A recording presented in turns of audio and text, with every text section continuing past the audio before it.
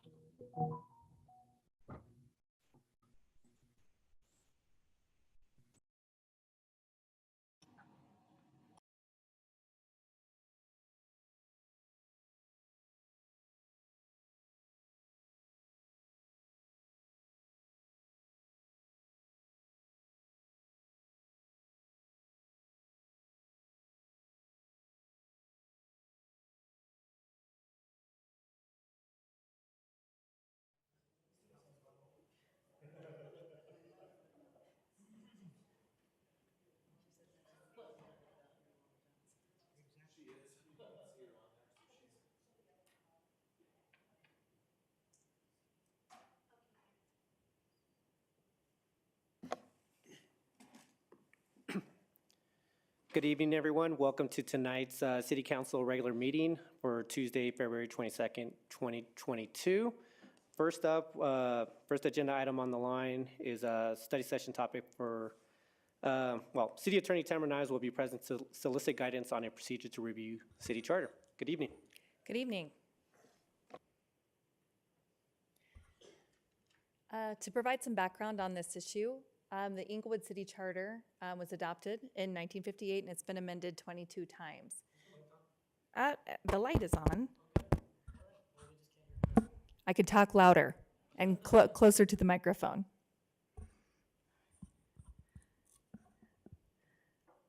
I think my heels are too high. That's my issue tonight. So the adoption of the charter by public vote created a home rule city that authorizes us to make our own laws versus those that are created by state legislature and contained within statute. Charters adopted in this time period around 1958 are very detailed, provide very detailed requirements to cities. Our charter can also only be revised by a vote of the citizens. During my review, I think I had a 90-day review, City Council discussed with me the need to look at our city charter to determine whether certain provisions need to be revised. We know some things are out of date. For example, the charter anticipates, because it was adopted in 1958, that we will only meet in person at a certain time, at a certain location. But what we saw during COVID is that's not required to have an effective meeting of an elected body. So on December 13th, 2021, I presented a very expedited schedule and procedure to consider charter revisions.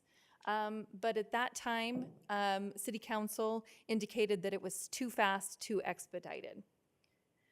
So I took the concerns that City Council expressed during that time, and we're addressing them tonight to look at alternative procedures that would be acceptable to City Council. So my goal tonight is to address the issues that you raised back in December, and then to solicit your input and obtain a consensus as to what type of procedure you would like to see so that we can bring forward legislation formally implementing that procedure. As I discussed, I apparently jumped the gun a little bit.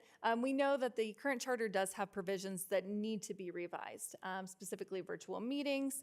Current city charter is also inflexible. For example, after an election, new council members take office at 8 p.m., which required us to start an earlier meeting, have a reception, and then wait until 8 p.m. After this last election. Charters don't have to be that specific. They can provide a specific day, and then we could decide, for example, what time or what procedure we actually follow for new council members to take office. Modern city charters are much more summary. They provide a framework for cities to operate, but they don't provide the detail that we currently have. For example, a modern framework charter could establish the number of times City Council meets per month, but then City Council can decide when, where, and how they meet. And again, it could provide a date council members take office, but then City Council decides what time and what procedure we follow.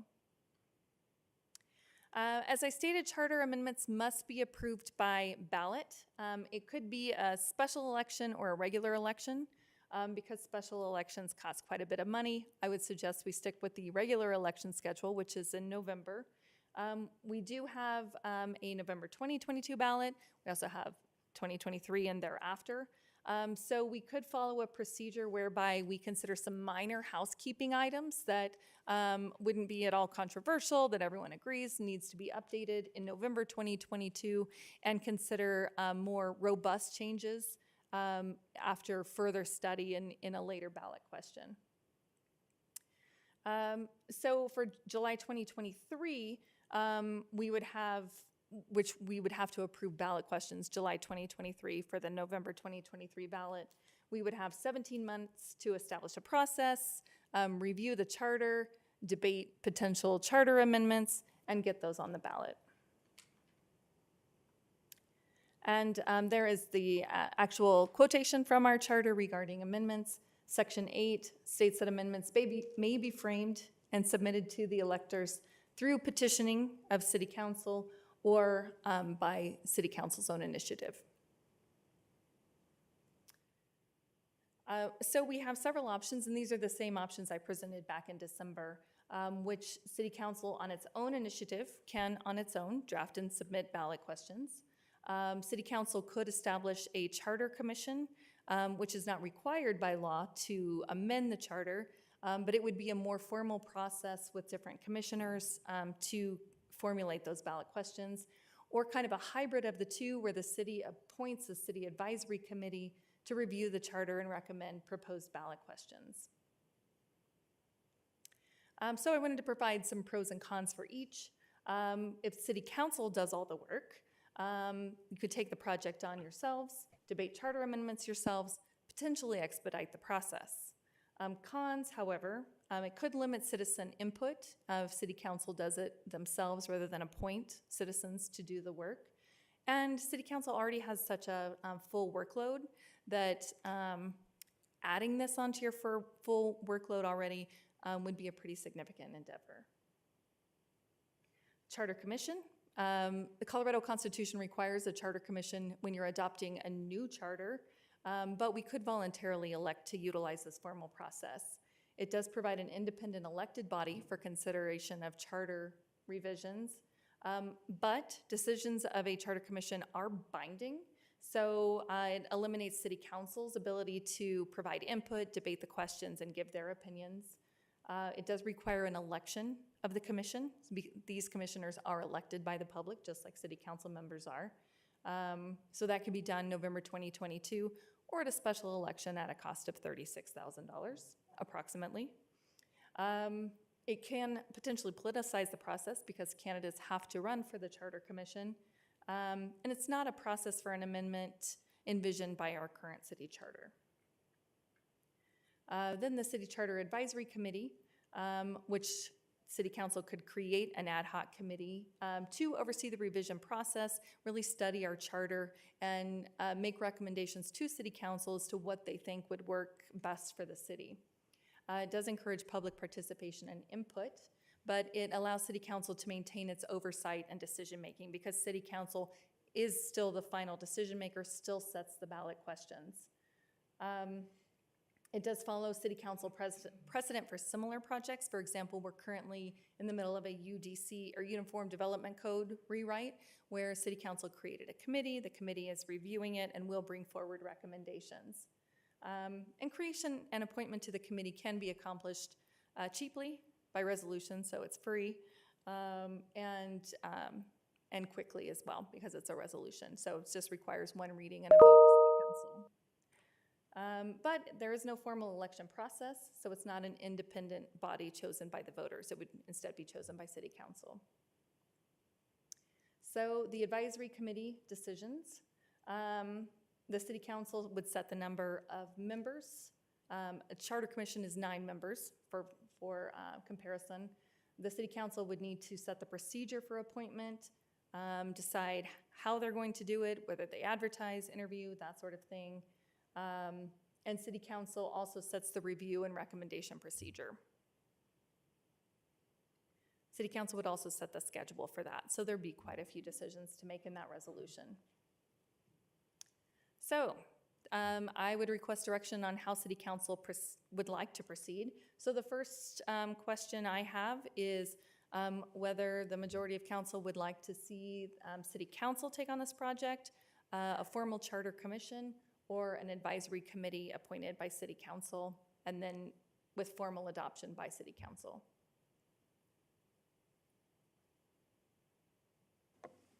And then once you have that decision, then there's more decisions to make after that. Thank you, City Attorney. Any questions for members of council? Mayor Pro Tem. Just a question related to process. Does Inglewood have a single subject provision which would prohibit us from putting a package, a charter package together and asking it on the ballot as one question when they might be dealing with different issues? So we are required to only include one subject in an ordinance, which can be very broad. And one subject could be a ballot question to amend the charter, and it could amend the charter in various sections. So in a ballot question can approve various amendments to different charter sections.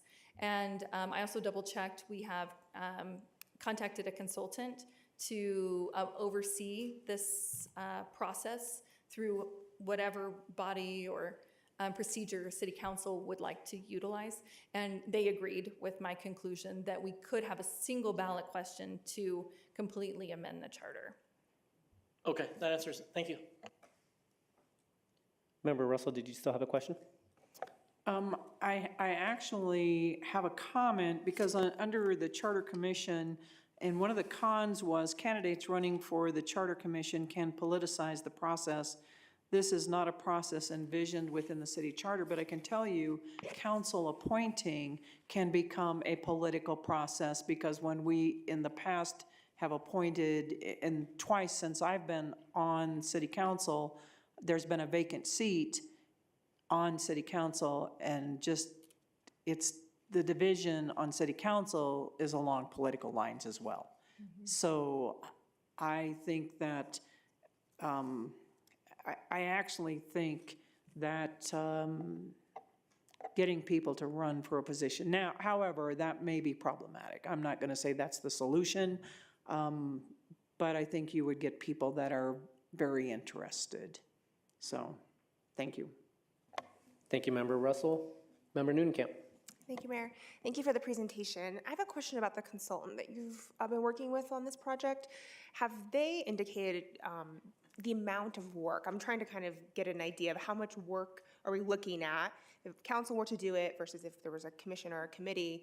How many changes are we looking at? What's the time that it would take to do something like this? And do they have any best practices from their experience working with other municipalities? We talked to several consultants that have done this for other cities, both bringing forward new charters and amending the charters to a more modern framework charter.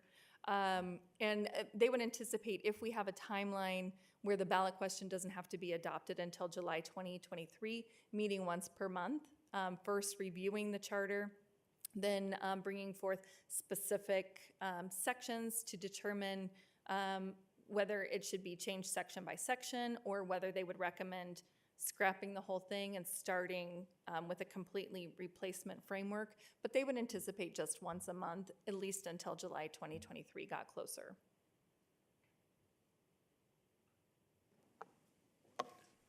Member Anderson.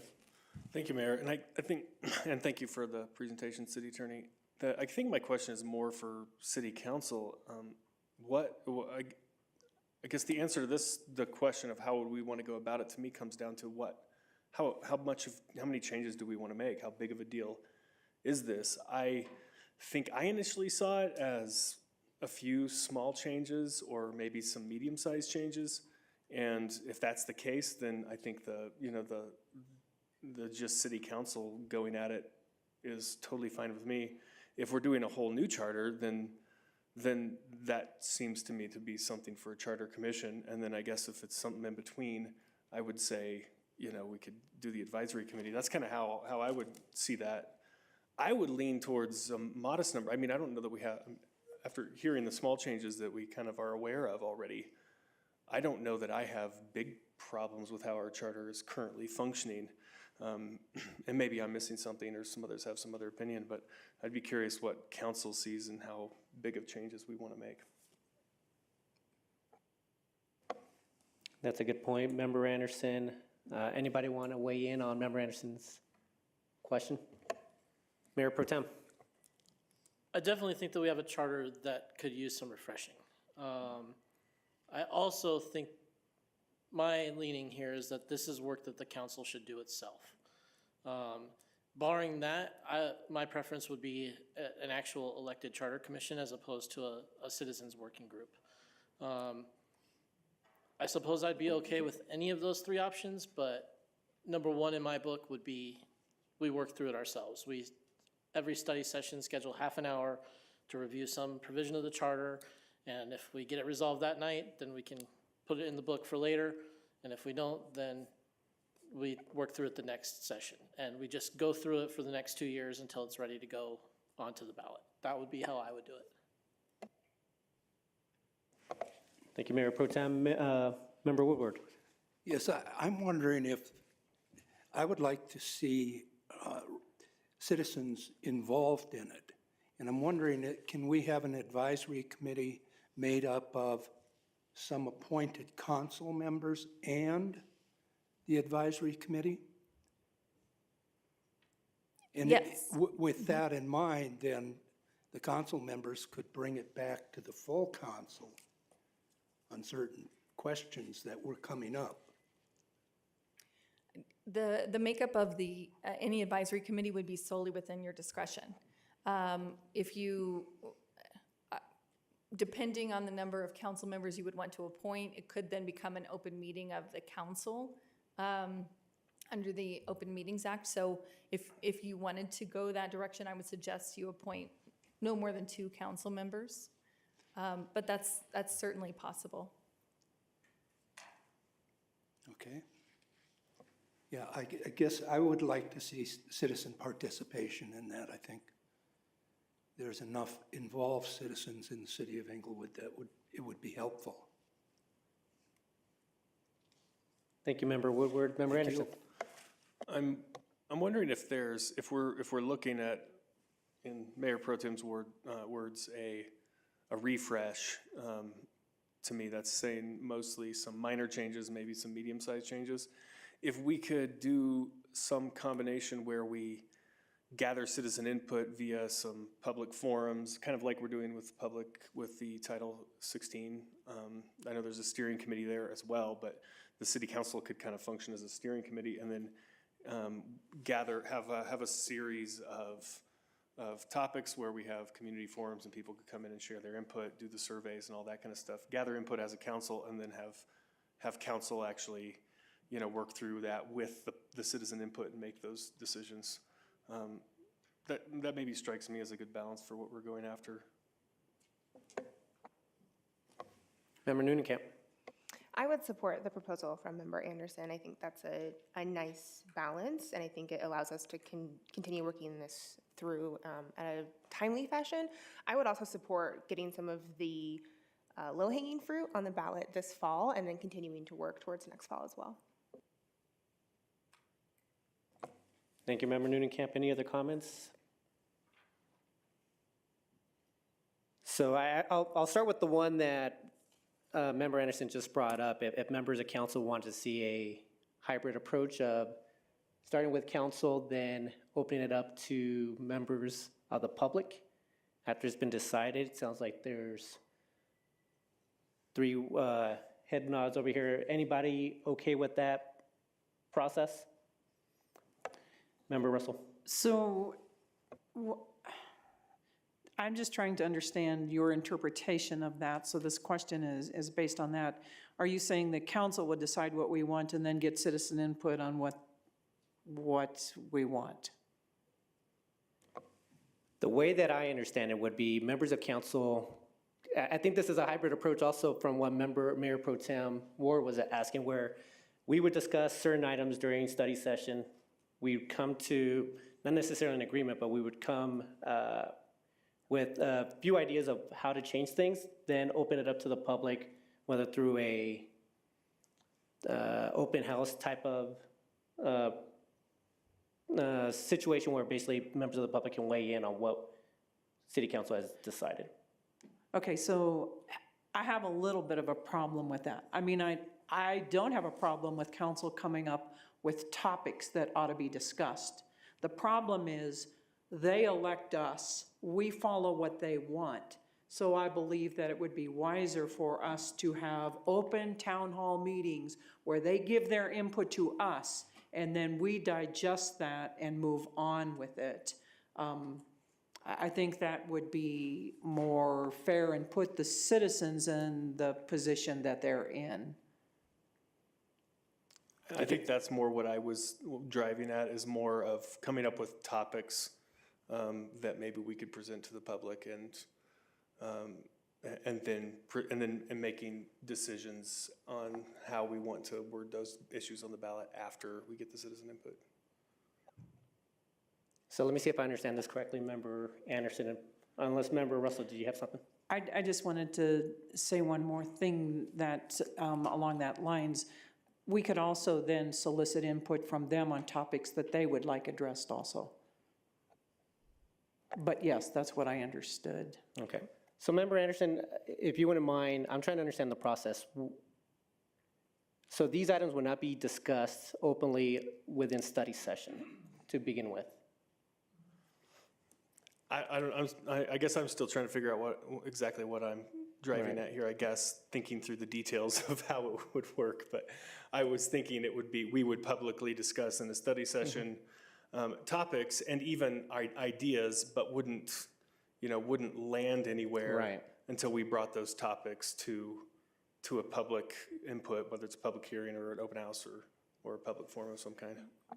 And so I City Attorney. have some thoughts on that. I think first, procedurally, council would have to decide whether we're going to do section by section corrections amendments or look at the wholesale change.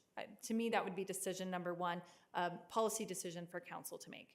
Then second, there's cleanup items that are easy to make that I don't think anyone would think anything about. I mean, for example, city charter anticipates everyone working for the city in a leadership position is going to be male. Obviously, that's not the case. I think that's when we can all agree that's a cleanup. We can clean up taking out the 8 p.m. That's an easy one.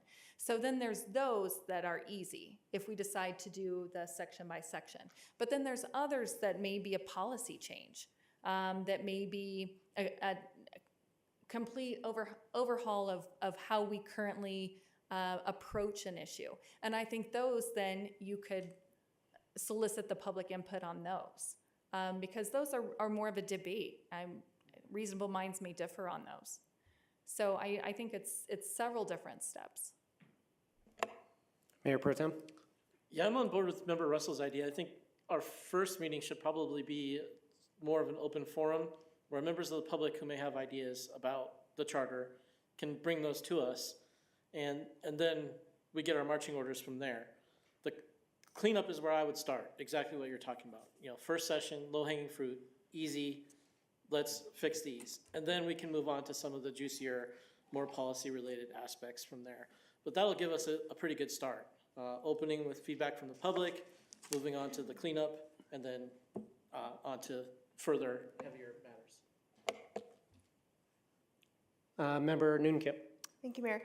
I agree. My only thought is I do think having something to bring to the citizens for discussion would be helpful just to facilitate the conversation.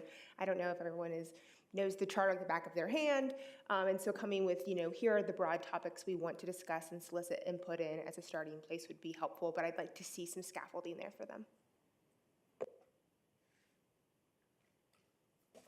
Member Woodward? Yes, the house cleaning type things I think we should move forward with. And we could go through those with the assistance of the attorney's office and make sure that that's on the ballot coming up in 2022. And then the deeper stuff, get into that with more time, more citizen feedback, and work it with that way. Okay. Thank you. I would be on board with that now that we've discussed this overall and provided a little bit more clarity for members of council. I would be okay with that approach of bringing up the low-hanging fruit, as Member Noonekamp stated earlier, and then moving to a process where we first initiate it through members of the public and then coming back to city council. So I would be in favor of that. See a lot of head nods. Member Wink, anything from your end? Nothing to add. Any other comments from members of council? Seeing none, thank you very much. I guess we're on to the next agenda item. So we're now to the call to order. And starting up with agenda item 3 would be the Pledge of Allegiance. So if we could please rise for the pledge.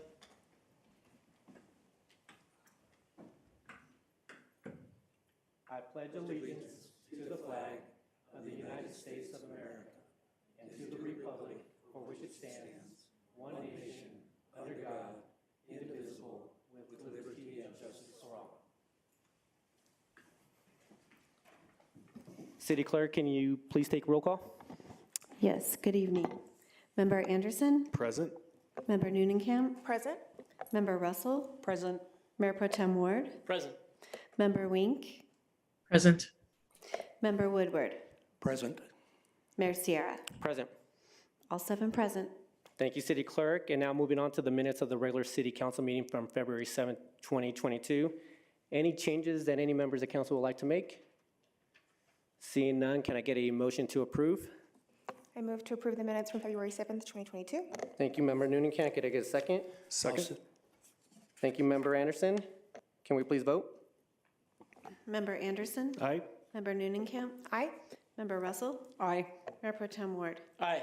Member Wink, Aye. Member Woodward, Aye. Mayor Sierra. Aye. Let the record show 7 ayes. Thank you. And moving on to agenda item 6, appointments, communications, proclamations, and recognition. There's 2 of them on the docket tonight. First, we'll start off with recognition of the new board and commission members' appointments for that started earlier this month in February. So I'll pass it over to City Clerk. And actually, I'll stand up front and hand you something from the city in terms of your, for recognition. Go ahead, City Clerk. So we'll let the mayor get situated, but as we call out your name, we would just love for you to come up and receive a certificate and a small token of our appreciation for your service to the community. So we'll go ahead and, yeah, Jackie will help you with that, so.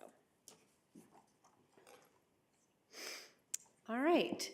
So for the new appointees to the board and commissions, we have the Board of Adjustment and Appeals.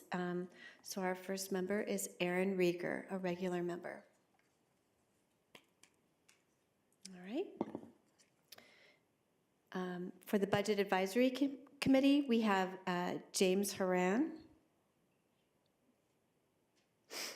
and Peter Eckel.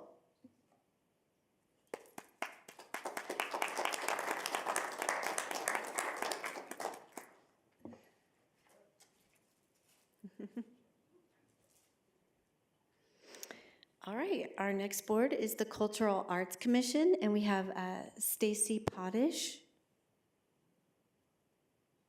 All right, we've got Amy Fox.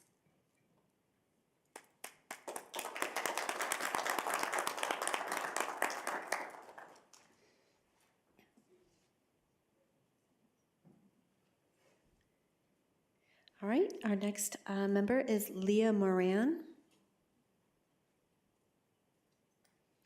Okay, we've got Kyle Conrad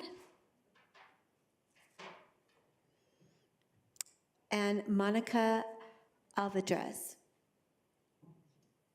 I think the weather got to some people. I don't blame them.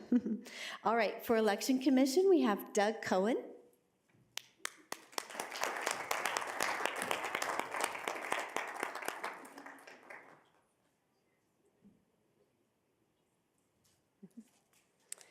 And our next Election Commission member is Belinda Porter.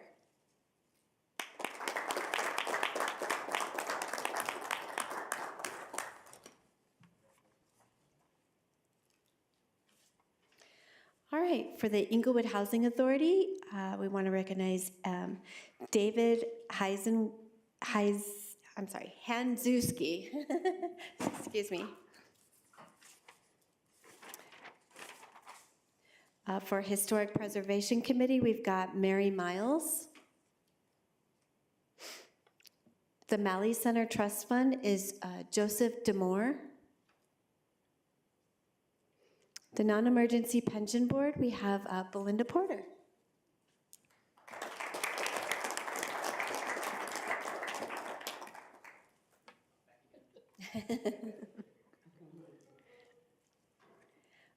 We also have Robert Stevenson for Non-Emergency Pension Board.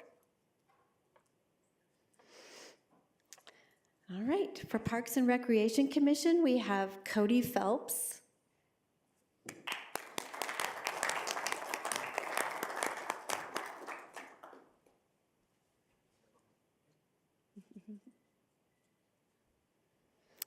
Kate Truesdell.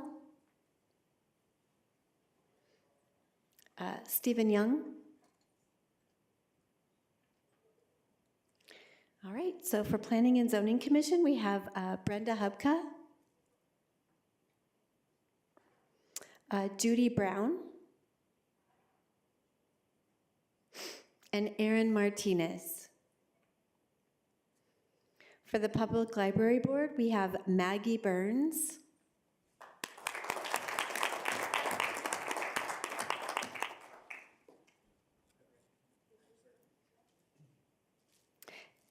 we also have Dina Phelps.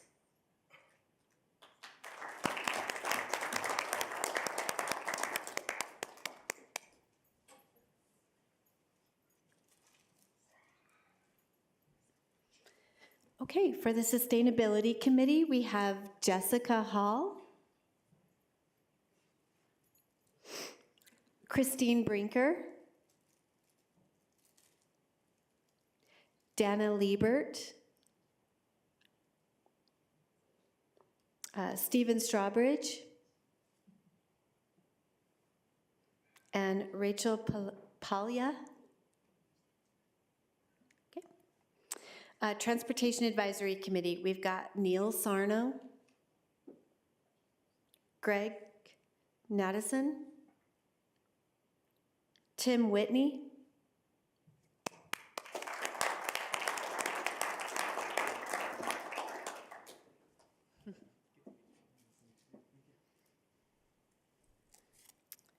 and Jennifer Heller. Great. For the Urban Renewal Authority, we've got Bernie Costello and Beth Hairston.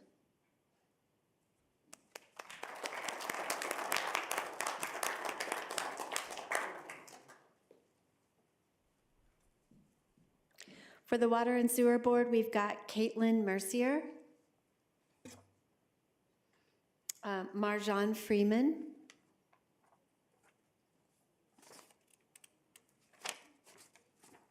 and it looks like that's it for this evening. Thank you, Mayor.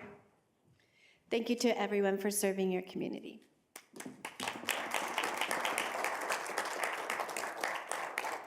Yes, thank you very much for coming out tonight as well. Moving on to the second recognition for tonight, a special one, a citizen recognition for the police department. Yeah, Chief, if you wanted to come up, we wanted to commend the members of the public for the bravery they showed just a couple weeks back, or actually a couple months back, and recently helping another in need. So I'll go ahead and read something, and then we have something for those that are in attendance. See, let me open this. So this is the Chief's commendation presented to 3 individuals: William Ferris, Anthony Lucido, and Joe Allen. And I'll read from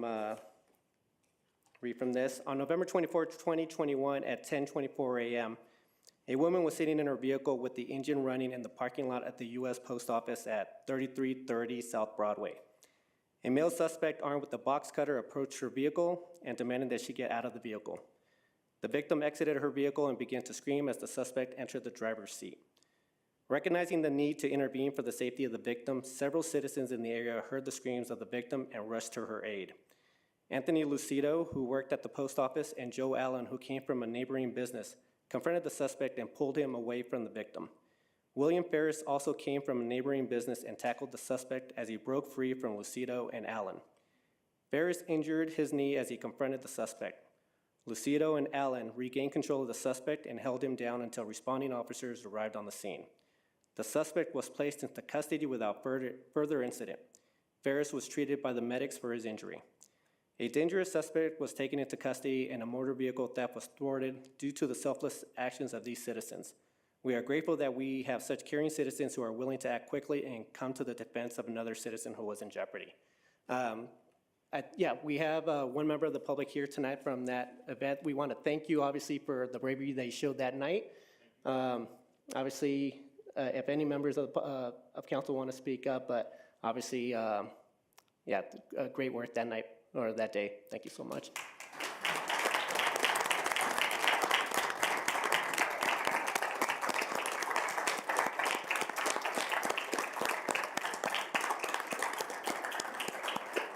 Before we have you come up to, actually, before we present something, I want Member Russell to just have something to say.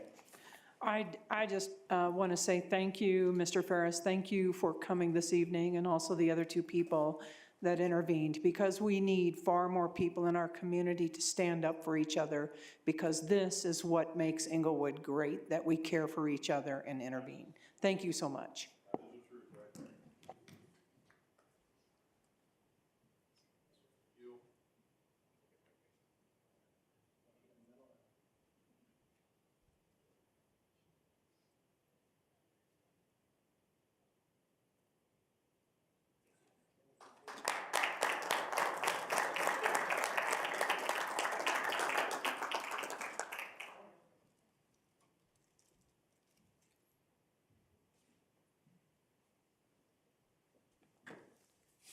Actually, let me hand these over to the chief.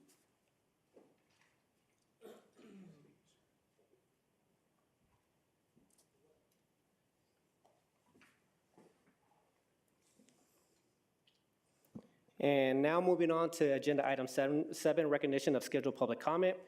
The deadline to sign up to speak for scheduled public comment is Wednesday by 5 p.m. prior to the meeting through the city clerk's office.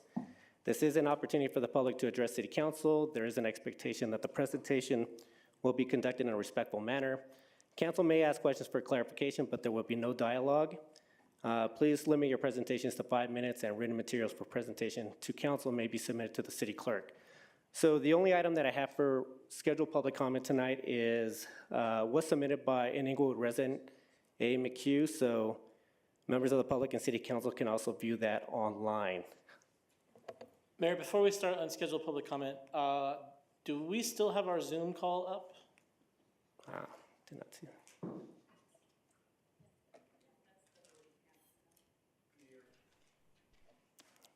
Yes, city manager? Don't have a microphone, but I did check with the folks in the back. We do still have them. They're here. When they speak, we can hear them, but we are losing the video. So it's a little glitchy tonight. Thank you, city manager Lewis. All right, moving on to agenda item A, recognition of unscheduled public comment. Same as scheduled public comment, but we are limiting presentation to 3 minutes. And city clerk, do we happen to have any unscheduled public comment?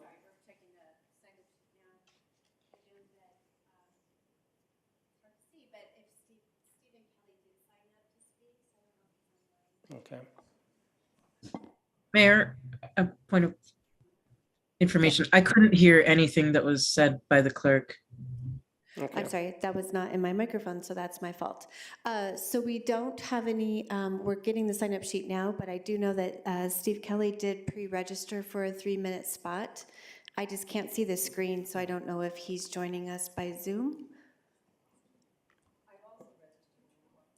Yeah, we're just gathering the sign-up sheet right now.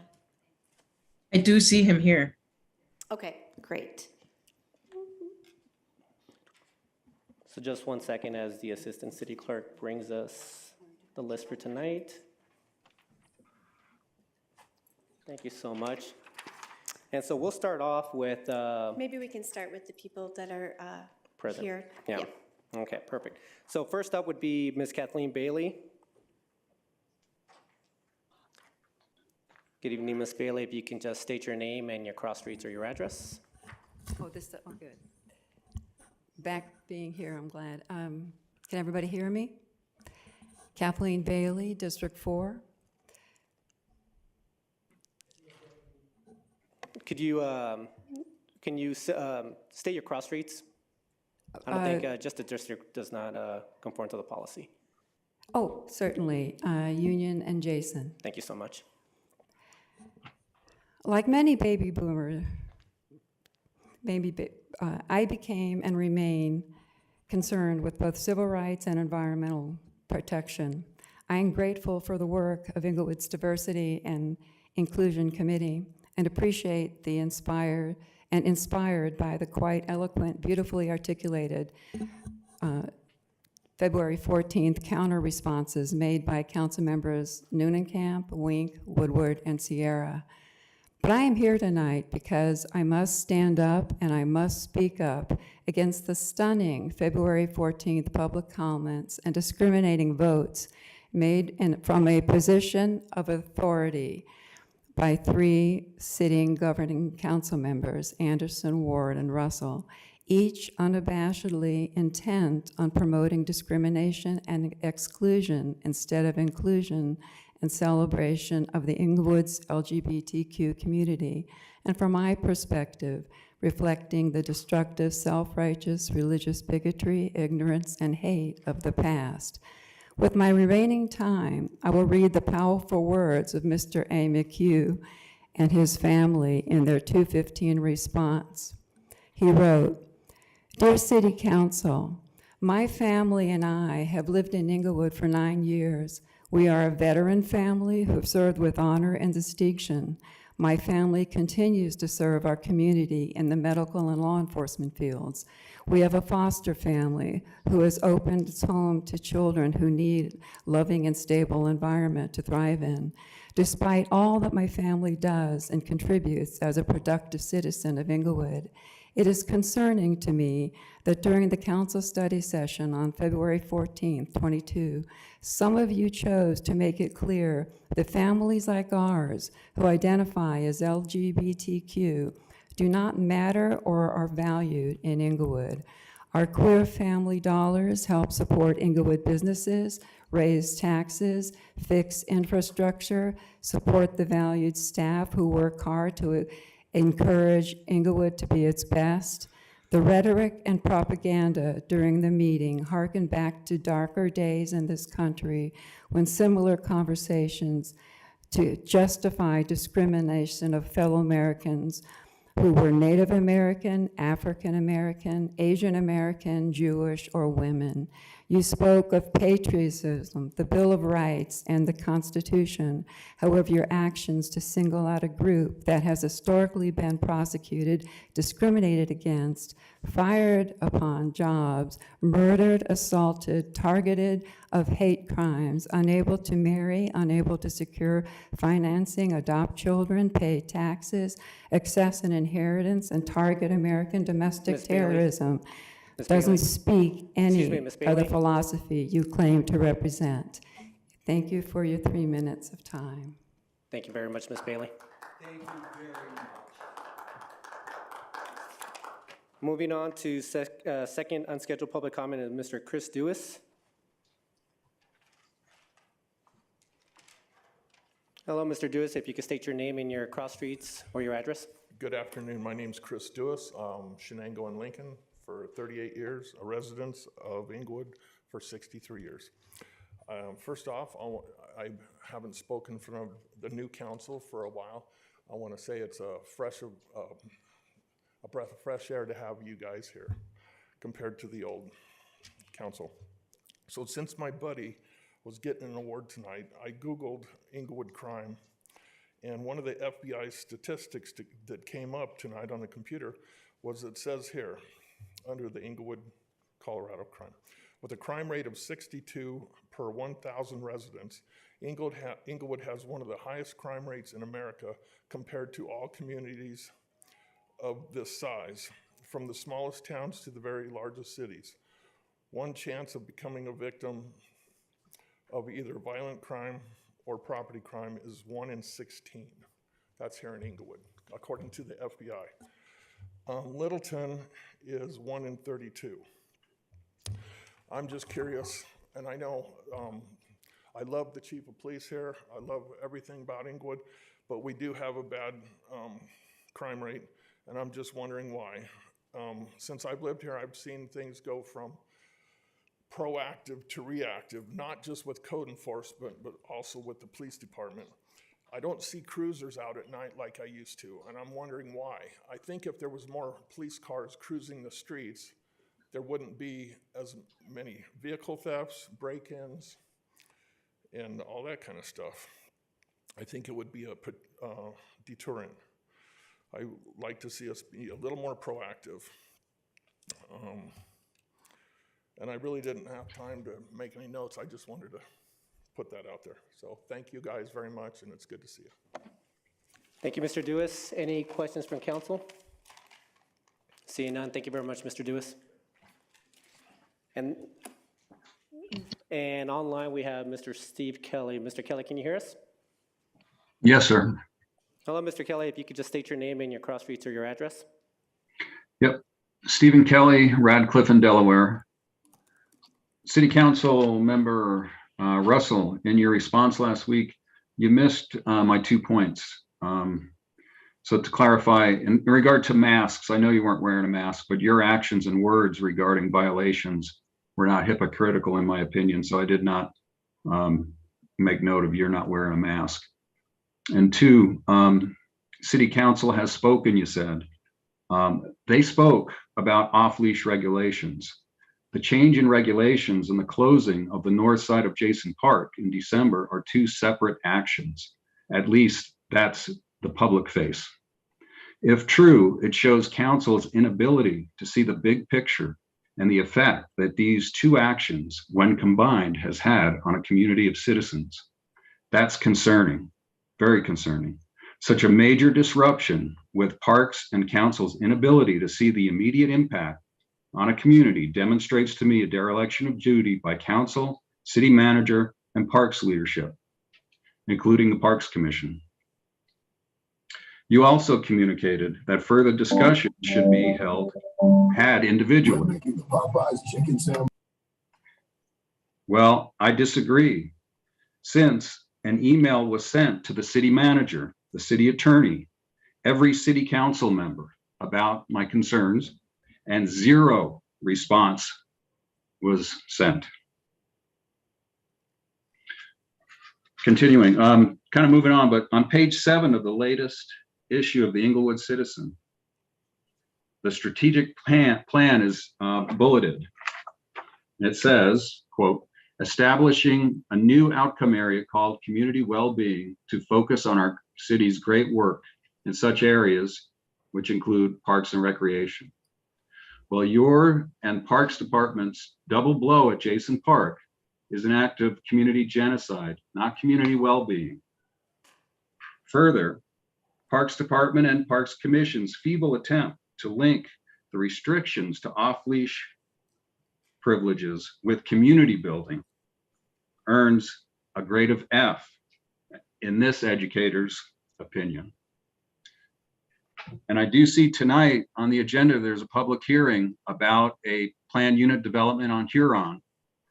Well, it's very close to the one on Jason and other developments down there. And it is my hope that City Council will be able to see the big picture of all these developments and not look at each one as if the previous ones have not happened.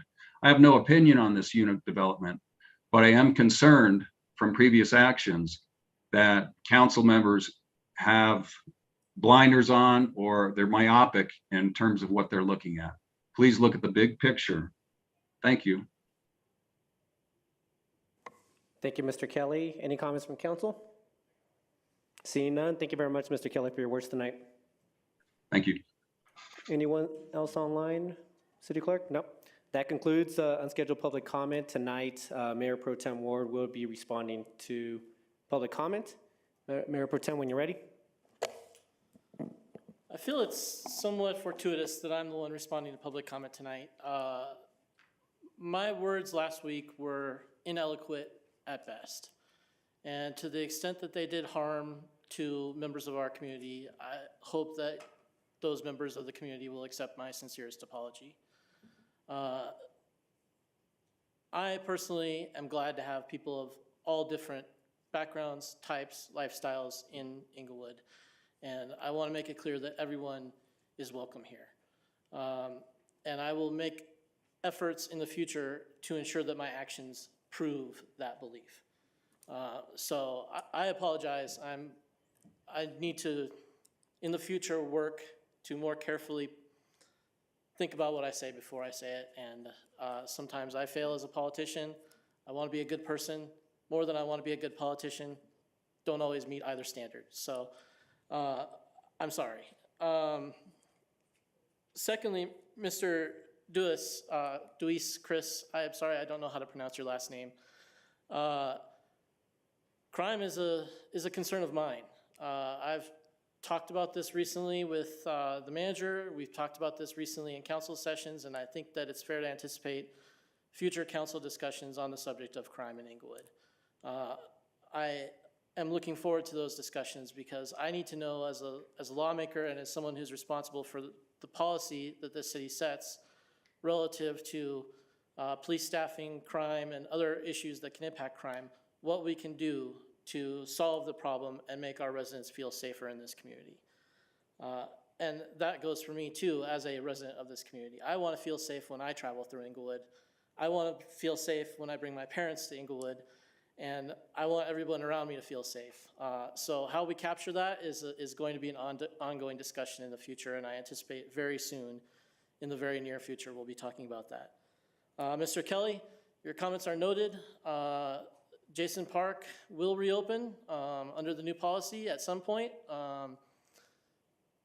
We're resting the turf. That's been asked previously and answered previously. There's not a conspiracy to shut down dogs at Jason Park. An unfortunate consequence of changing the policy and subsequently resting the turf in the area where we changed the policy is that right now there isn't dog access in Jason Park. There's not any plan on the agenda to make that permanent. We need to rest the turf to ensure that grass is available for all of the users at Jason Park, and that is the purpose of resting the turf at Jason Park currently. That's all I have. Thank you, everybody, for coming out tonight. Thank you very much, Mayor Pro Tem Ward. Members of council, I think let's go through the consent agenda items, if you guys are okay with that, before taking a short break before the public hearing. Is everyone okay with that? Member Russell. I would like to pull 9C2 on the consent agenda. I do have that as well. Member Russell, thank you. Everyone okay with moving through the agenda items? So Member Russell did pull 9C2. If I can get a motion to approve 9A1, 9B1, 9B2, and 9C1. So moved. Thank you, Mayor Pro Tem Ward. Can I get a second? Second. Any comments from council? Seeing none, can we please vote? Member Anderson? Aye. Member Noonenkamp? Aye. Member Russell? Aye. Mayor Pro Tem Ward? Aye. Member Wink? Aye. Member Woodward? Aye. Mayor Sierra? Aye. Let the record show 7 ayes. Perfect. And 9C2, staff recommends City Council approve by motion a contract with McBride Lighting and Electrical Service for replacement of the light fixtures on the ground floor level of Civic Center parking garage. Do we have, hello, Director DeAndre. Director DeAndre is here to present, or at least to speak to. Member Russell, do you have your question? Yes. I mean, normally, we really weren't given any information on this. Normally, we get price comparisons. There were five companies. So is there a reason we did not get price comparisons? Meaning what the bid was by each different company? The price comparison should have been included in the score summary in the packet, where we individually scored all of the vendors.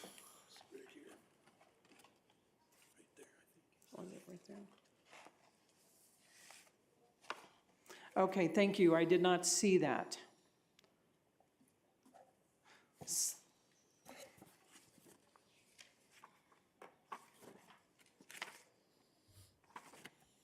Member Russell, do you have another question, or? No, actually, I guess now that I see it, why was it buried under McBride, the one that was chosen? I mean, and maybe it was just the way the packet got put together, I'm not certain.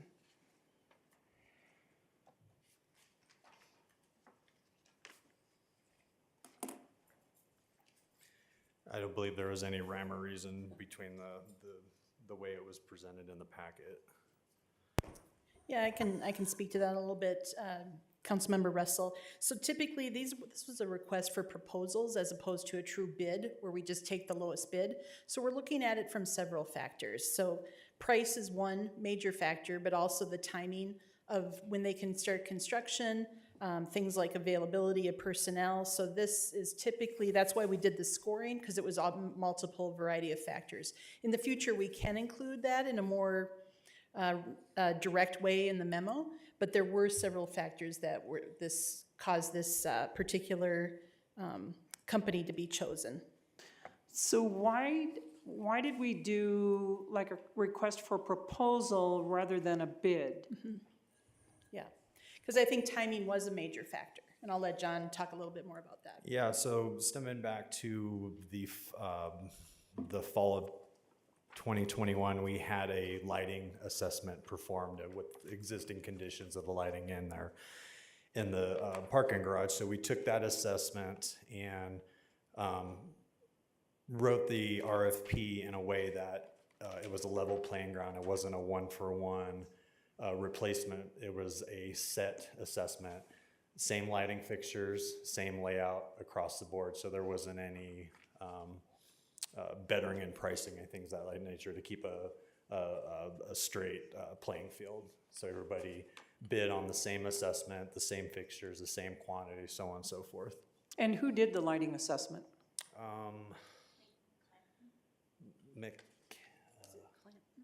Clanton and Associates. They assist us on a couple other assessments throughout the city. Okay, and did they have, I mean, did they kind of leave things open-ended on some things, or did they know what type of fixtures we needed, or? Yeah, they based their whole assessment on what's currently the measure of, I believe it's foot candles, as far as what one light fixture admits, and per each, and evaluated what was existing, which was very below industry standard, and did a lighting analysis with a specified lighting fixture, which granted us having the required foot candles. Okay, so the major reason we did an RFP was time. Correct. Okay, thank you very much, I appreciate that. You're welcome. Thank you, Member Russell. Member Woodward. Question on the lighting. Is that energy efficient, that is LED or something, all of the lighting, stairwells and The main focus was the actual parking lot lights. The stairwells were LEDs, so that wasn't a huge impact as far as we did have an alternate, but we decided not to go with the alternate just because of the lighting in those stairways is ample per the assessment. So we just went with the updated LEDs for the parking garage. Okay, thank you. Any other questions from council? Seeing none, can we please, can I get a motion to approve 9C2? I move to approve agenda item 9C2. Thank you, Member Wing. Wing. Can I get a second? I'll second that. Thank you, Member Woodward. Can we please vote? Member Anderson, Aye. Member Noonenkamp, Aye. Member Russell, Aye. Mayor Pro Tem Ward, Aye. Member Wink, Aye. Member Woodward, Aye. Mayor Sierra. Aye. Let the record show 7 ayes. Perfect. If members of council are okay with taking a short break, I actually just have questions about the video and whether or not we can get everyone online and visible here. So if we could take a 10-minute break and meet again here about 7:15. Thank you so much.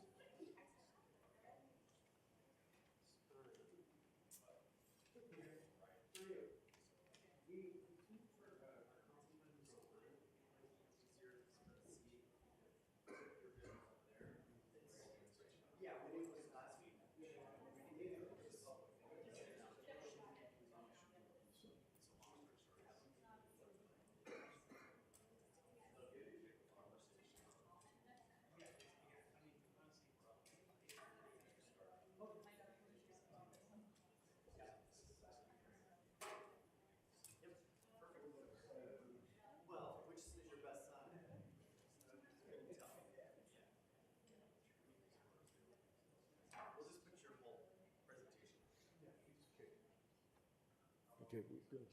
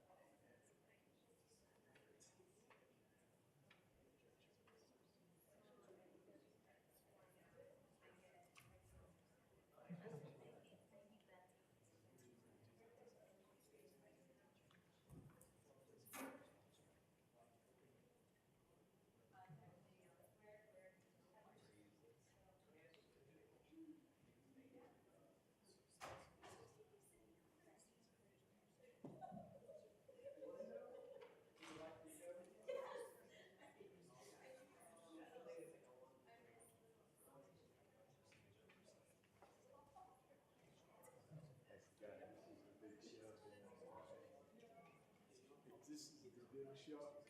Hey, you see what the small shot is. They're gonna keep you in line.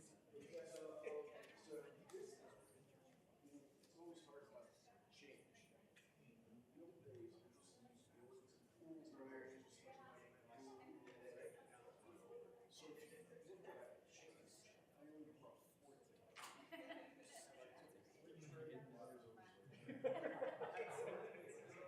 That's good. Oh my. Big cherry on. Oh my. I want to be able to see your faces.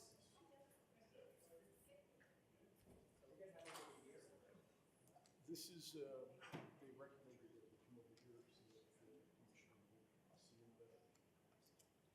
But I've also headed back to Englewood. Did you really?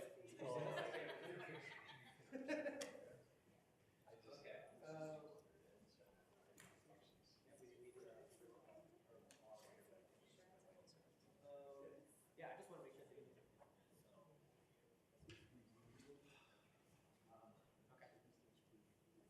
Yeah. Oh, yeah. Yeah, that's.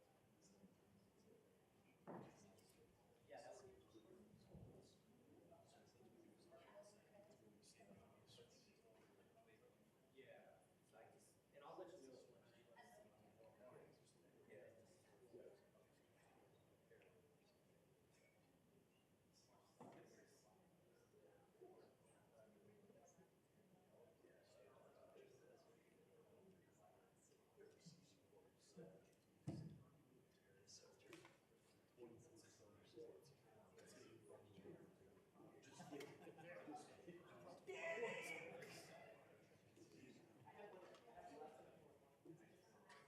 So, who's good control of?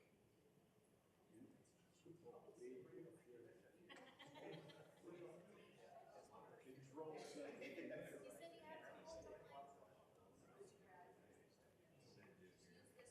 Might not do this.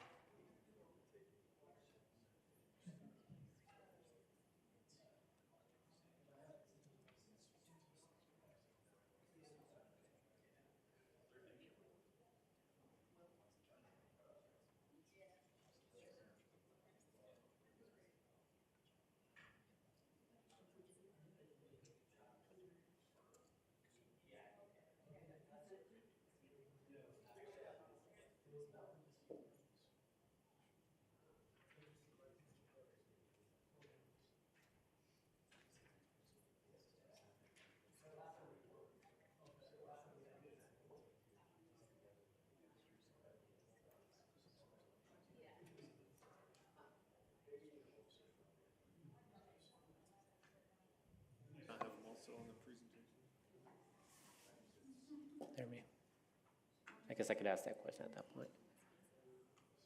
Member Woodward? Member Woodward to the dais?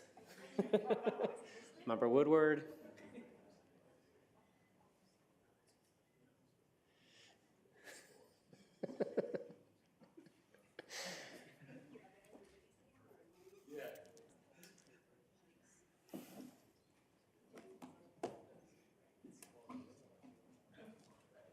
Member Woodward, you're needed at the dais.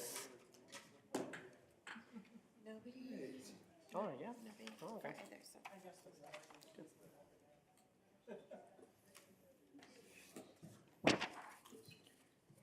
And we are back. We're now to agenda item 10, public hearing items, and I'm assuming that member Wink is online since I can't see her. City Yes, Clerk, I'm here. I'm here. Thank you, Member Wink. I guess I should just ask. So we're now up to the public hearing. The public will be able to participate virtually or in person for the following hearing. So we're, agenda item 10A is the planned unit development at 3601 South Huron Street. Up first, well, first, let's, can we open the public hearing by motion? Can I get a motion to open the public hearing? I'll move to open the public hearing. Thank you, Member Woodward. Could I get a second? Thank you, Member Noonenkamp. Can we please vote? Member Anderson. Aye. Member Noonenkamp. Aye. Member Russell. Aye. Mayor Pro Tem Ward. Aye. Member Wink. Aye. Member Woodward. Aye. Mayor Sierra. Aye. Let the record show 7 ayes. Thank you, City Clerk. And then up to present first would be Director of Community Development Brad Power and Planner Will Charles. And actually, I think the way we did it last time is just we swore in anyone that would be presenting during this first round, whether it was members of staff as well as members from the development team. If actually, I'll pass it over to you, City Clerk, as well as people online. Yep, so if you are going to be providing any testimony online, if you could turn your cameras on because we will swear you in as well. And then anybody who is here physically, if you could just stand up and raise your right hand, please. Right. Do you swear or affirm to tell the truth, the whole truth, and nothing but the truth in this matter now being heard by the Inglewood City Council? I do. Thank you. When you do come up to speak, we'll just ask that you state your name and address or position for the record, please. All right. Go ahead, Mr. Charles. Gonna get adjusted to my height real quick.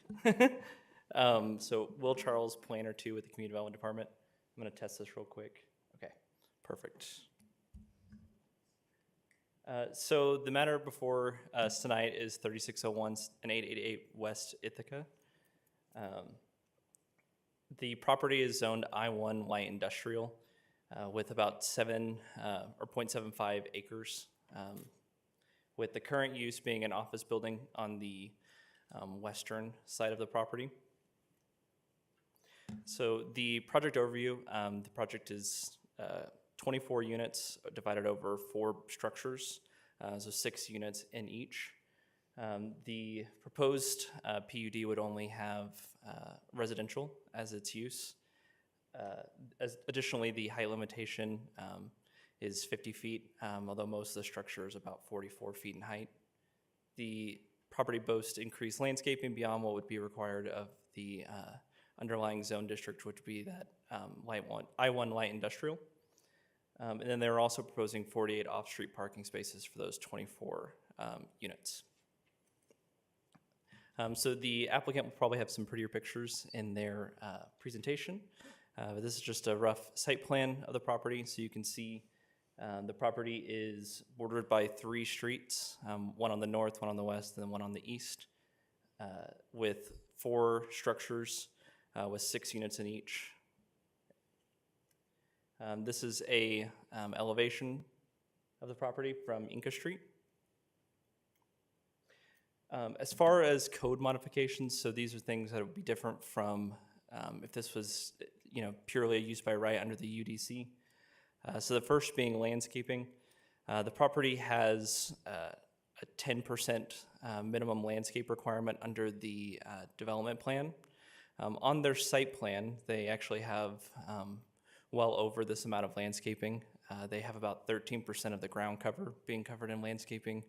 And then with the addition of what's called a street tree credit, they would actually go up to about 21% as far as what the UDC would consider the landscaping for the site. As far as building height, I already mentioned, they have a maximum height of 50 feet. However, most of the property is closer to 44.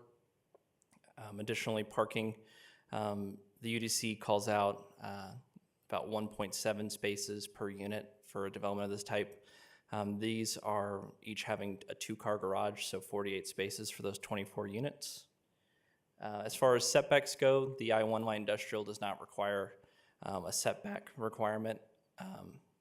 The property would have a 3-foot setback on each side of the property. And then additionally, the uses would be that residential instead of I-1 light industrial. Additionally, it has come up in the previous PUDs, and I'll go ahead and skip back a couple pages real quick. The Public Works Department, Community Development, as well as the applicant had a chance to meet last week to discuss the multimodal exhibit that has been asked about a couple times. So as far as the public improvements, meaning like the non-bike lane improvements, we'll call them those. So the sidewalk improvements, the crosswalks, the ADA ramps, all of that, that'll all be required as said in previous meetings. As far as the bike lanes, the city has a walk and wheel master plan that goes to this area that has basically the eastern side of it would be Lottie and Fox Street, I apologize. And I apologize for not having a map. Obviously, this presentation was created before we had a chance to have that meeting. But the gist of it is that the majority of the bike lanes that the developer would be required to put in would be along Kenyon Street, Ithaca Street, Jason Street, and Fox Street, as well as a portion of Lottie Street that goes north above the police station. And if that wasn't clear, let me know, because I know I said with a lot of words. So moving back forward on the plan, the project enhancements for the property, they're going to have traffic calming through those multimodal adjustments, improving walkability through detached versus attached sidewalks, provide increased home ownership opportunities for the city of Englewood, as well as additional parking and landscaping beyond what is required under a use by right in the UDC. Staff and Planning and Zoning Commission found that the application is consistent with the comprehensive plan, is in conformance to the generally accepted development standards and other ordinances. The application is substantially consistent with the goals, objectives, and policies of the city. And the application furthers the goals, objectives, and policies of the downtown development plan. Sorry, forgot my water glass back there.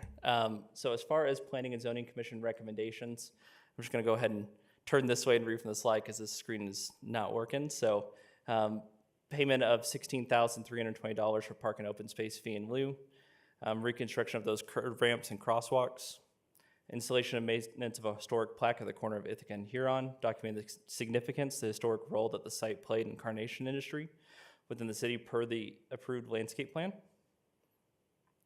Proposed multimodal improvements will be reviewed by Public Works Department as the ones I mentioned previously.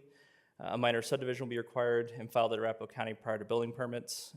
Financial contribution to the future Hamden Rail Trail, and then increased landscaping requirements from 21% to 25% to meet residential landscape requirements. The 4% increase to be paid in a landscape fee in lieu to the city. I have that dollar value real quick. It's $4,420. So as mentioned, there's that credit for street trees, as well as the additional above that 10% that they have. So the additional 4% above that to kind of meet in line with a residential zone district is that 25%. So that's where they got to that number. But that is it for my presentation. So let me know if you have questions. Oh, and additionally, members of our Public Works and Traffic Department are here as well, if you have any questions for them as well. Thank you. Any questions from members of council? Mayor Pro Tem? Just one question. Can you go back to the previous slide? I should probably have a better understanding of this, but can you explain park and open space fee in lieu in a nutshell to me? What is the purpose of that? Absolutely. So for any new development that increases density in the city, we require that they pay a fee. It's called a park open space fee in lieu. But the gist of it is that for multifamily residential, if you increase your unit count, so if there was one residence on the property and now there's two, you'd pay $385 per unit. So the principle behind this is generally more people in our city means more parks usage, which means the fee, the one-time fee To pay for those contribute for parks. maintenance on that. Correct. So even though we're going from concrete to concrete, we're adding density and that's, Right. okay, thank you. Any other questions from council? Actually, I do have a question just regarding the bike paths. Just Yeah. let me see what I wrote down. So bike paths will be added on Ithaca, Fox, Inca, adjacent Canyon Street. Correct. So And then it kind of does a wiggle to a lottie around the police station. okay. But I guess my clarification is that what the city is already planning as part of the walk and wheel plan, or is that part of the discussion tonight as part of the public hearing? So the walk and wheel plan has the 2015 one as well as the new one has has the Kenyon as well as the the walk and wheel plan, the 2015 as well as the kind of in development reamp of it has bike lanes on Kenyon Street as well as Fox and Alati. So those portions are on there, and then the Ithaca and Jason portions are kind of added in as far as part of this development. But those would be things that the developer is required to pay for the installation of.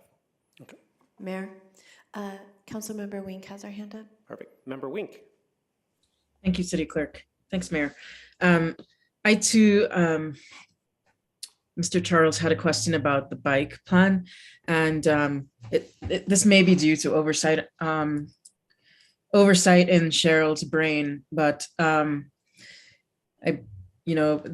memo pointed out that bike accessibility would be on, I think, Huron, Inca, maybe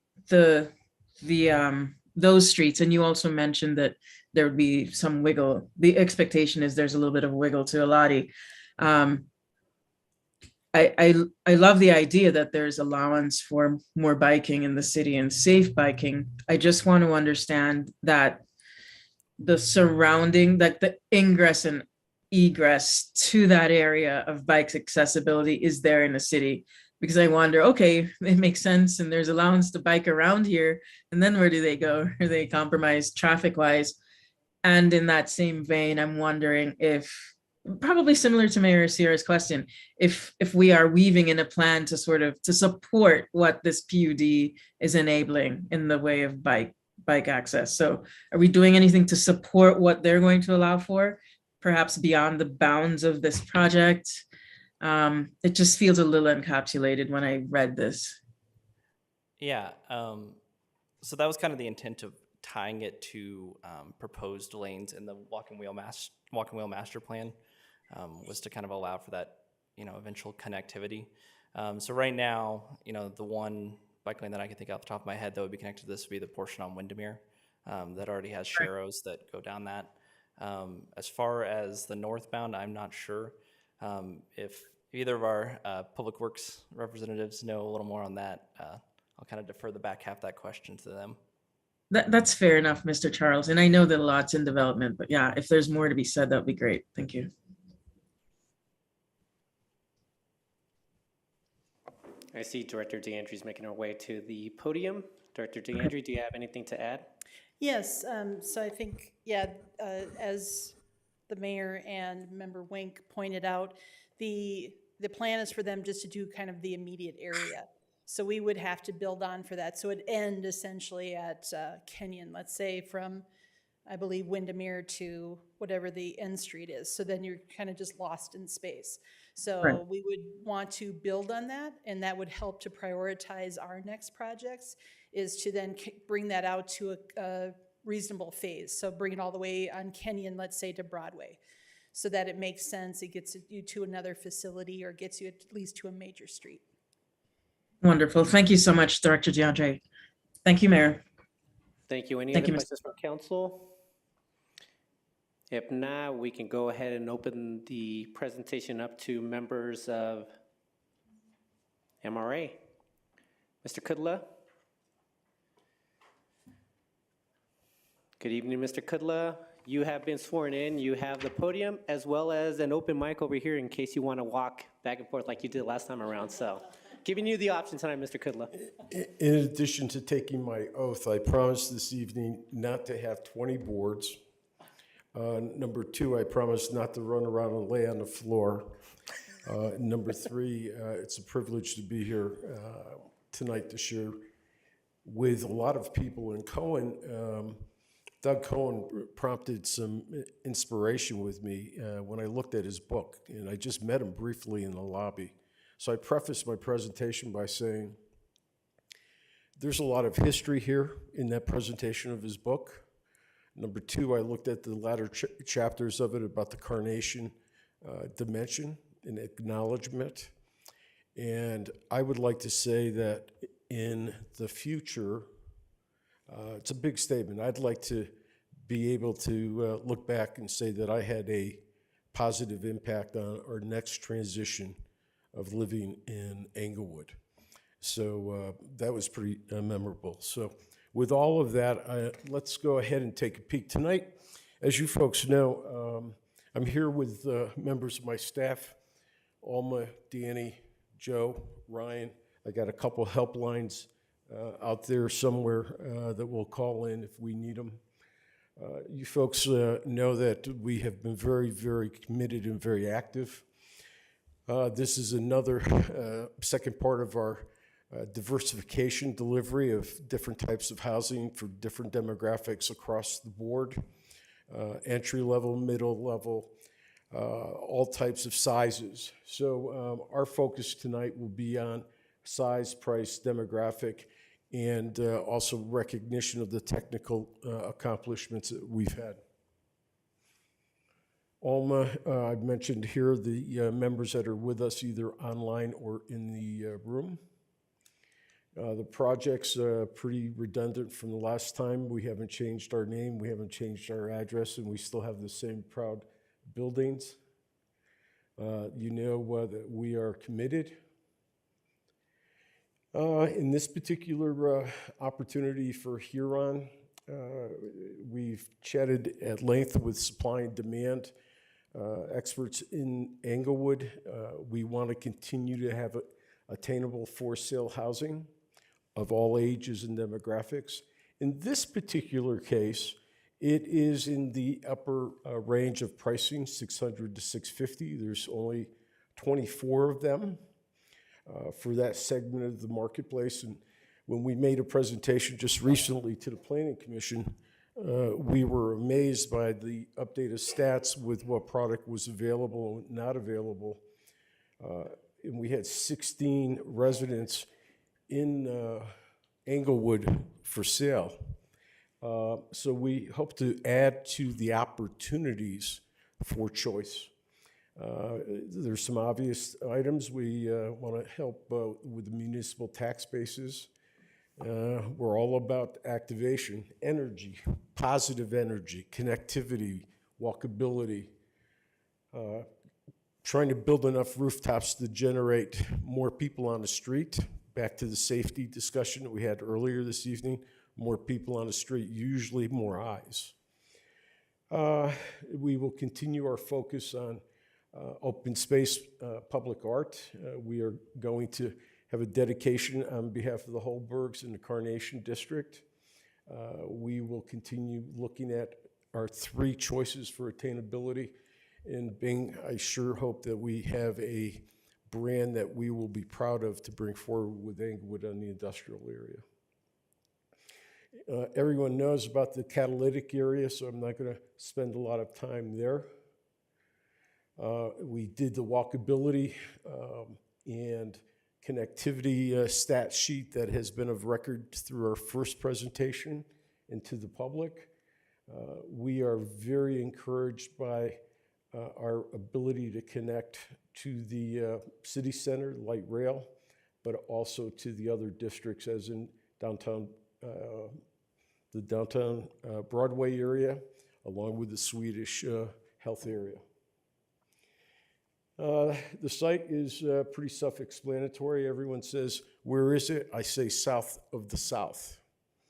Everyone knows the legend of the restaurant. We've had a great relationship with the Holbergs and with the people from the restaurant and the adjacencies. So it's a little infill site right at Inca, Huron, and Ithaca. This particular product type is really a step-up product.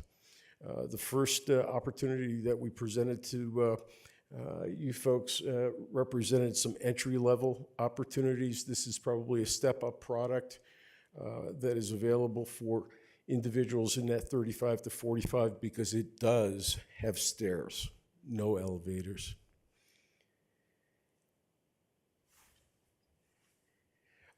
It's a 3-story building.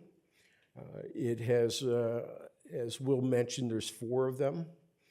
Every home has a private 2-car accessible garage directly from its residence. And each of the homes are 2-bedroom, 3.5 bath, plus a flex space for work or den.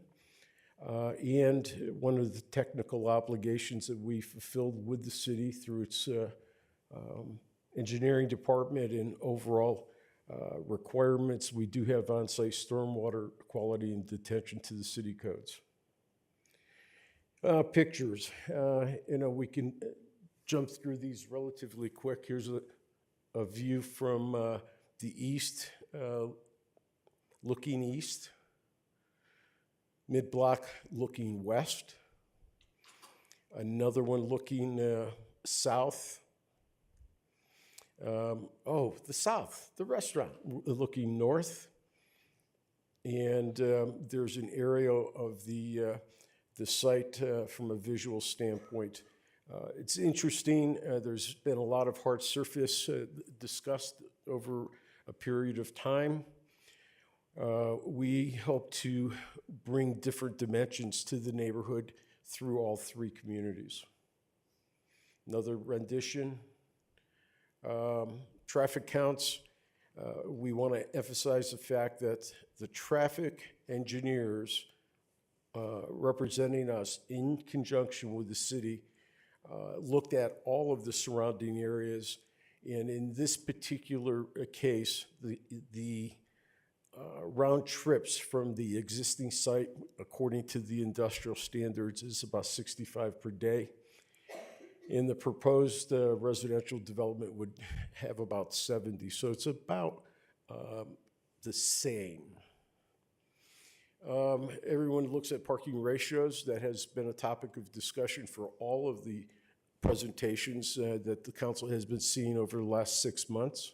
In this particular case, this particular opportunity presents 2 private spaces per home. The multimodal improvements. Again, you look at a screen, it's very, very difficult. And last time I tried to get on my back and show it with my pointer, but as Will has emphasized, our 3 sites have been fully evaluated from traffic, from engineering, from the bicycle program implementation. And the tweaking of north and south is probably the biggest item that we work closely with the city to basically say, if you don't want us to go all the way down to Oxford, we understand certain areas, but we are in agreement with the city related to their revisions and recommendations to us. The curbs and the multimodal bulbs and all of those have been formally identified in the formal package the city has. Boy, more of those interesting diagrams. Keep going. Keep going. We do have a very urbanish streetscape.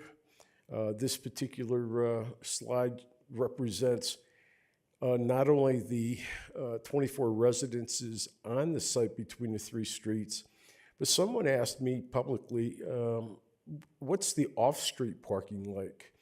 And in this particular opportunity, I think the Holbergs were very interested in saying, okay, Peter, where's your parking and what do we have on the streets? There is approximately, give or take, 30 to 35 off-street parking at this point in time, in addition to the 48 on-site. Again, the tree lawn, sidewalk detached, the complements of urban landscaping and our commitment to landscaping and treescaping is just an indicator that we try to depict with this. Same on the west, same on the north. Bingo. I think we're going to wrap this up by simply saying we are all facing changes in our lives, where we live, how we live, what we live in, how much we can pay for what we live. And I'm trying to hit and deliver residential environments that are entry to middle to age diversification, and that's really why we said meet us in the middle. Benefits, we're trying to increase housing choices. Property taxes will be increased. We'll continue to contribute in any form or fashion to the attainable housing efforts in Englewood. The fees in excess of $450,000 will be paid for permits and fees. The branding of the industrial district, and also new residents. Next. Boom, the faces. The first one was site number 1, the Elks. Site number 2, Huron. And the diversification is the next step to delivering something that we are very proud of. We did a comparison chart here that's been included. The first property had an average size of 770 versus this one is 1,700. Price banding is different, property tax analysis, things of that nature. So you're going to see this, you saw the small, you're seeing the larger space, and yes, I will be in front of you one more time, probably in another 3-4 weeks, on our middle. So with all of that, I'd like to say that I'm very proud of what happened in the last year with the staff in the neighborhoods. There was one item that I would like to address the council on, and that is the objectiveness of the allocation of the path and the overbridge and things of that nature. In all due respect, I think Planning Commission had positive goals and objectives related to how certain new developments would contribute. And I can tell you, I didn't have, and I think staff didn't have the objective formula for the contribution. And since that, because in your recommendations from Planning Commission, they had recommended a $40,000 impact fee, if you per se call that. And we were sitting there saying, well, where did that come from? And in all due respect, I think with the efforts to look at the contribution, the recommendation was an interesting one, but maybe not mathematically equal to what other calculations would be objectively. And what I mean by that is asking Will and the staff of how that allocation is calculated. So with you folks, you know, Fifield has made a contribution based on approximately $1,000 a unit. Elks is based on $1,000 a unit. And if indeed this was to carry the same thought process objectively, it would be 24,000, not 40. So just ending that objective part and just tell you that I'm open for questions and my team is also. Thank you, Mr. Kudla, for the presentation. Any questions from council? Member Noonenkamp. Thank you, Mayor. Thank you for the presentation. It's nice to see you again. Can you go back to the slide around off-street parking? I just have a question there. So I see the red, which Yes. I think is the on-street parking, correct? That is what is existing right now today. Right. Yes. And then each unit will have a two-car garage. Are you saying in addition to the 48 garage spots, there's going to be an additional amount of? No. Okay, so there's no additional off-street parking besides the garage spaces? Councilperson, all we were trying to do was represent what is on the site and give the neighborhood a good feeling of understanding of what is actually currently off the site. Gotcha. That's clarification. Thank you. Member Woodward. Yes, I have a question on the stormwater vault. And I'm just interested in, do you have an idea of I see it on the plan and stuff, but how large, what is the volume or the capacity? Huge, no. I saw it was huge. At least it was long. Just trying to I keep was some, wondering if it was only 1 foot deep, though. It's lined with gold. I have to rely on our technicians for that explanation. So I would ask for a helpline from either the city engineers and/or ours to provide us that answer. Thank you. You know, I'll speak up. My name is John Stafford. I'm with Harris Coker Smith, 1120 Lincoln Street, Denver, Colorado. You know, I'm pulling up the actual drainage report now, but if I had to guess, it was around 5,000 cubic feet. We're detaining for the full 100-year detention and water quality capture volumes. 5,000 cubic feet? Yeah, I'm pulling it up right now, but based on the size of the site, I expect I'm pretty close. Okay, and that was, from what I heard earlier in the presentation, approved by the city or in conjunction with city staff. Correct. I'm Tyler Trojan. I'm an engineer with Public Works.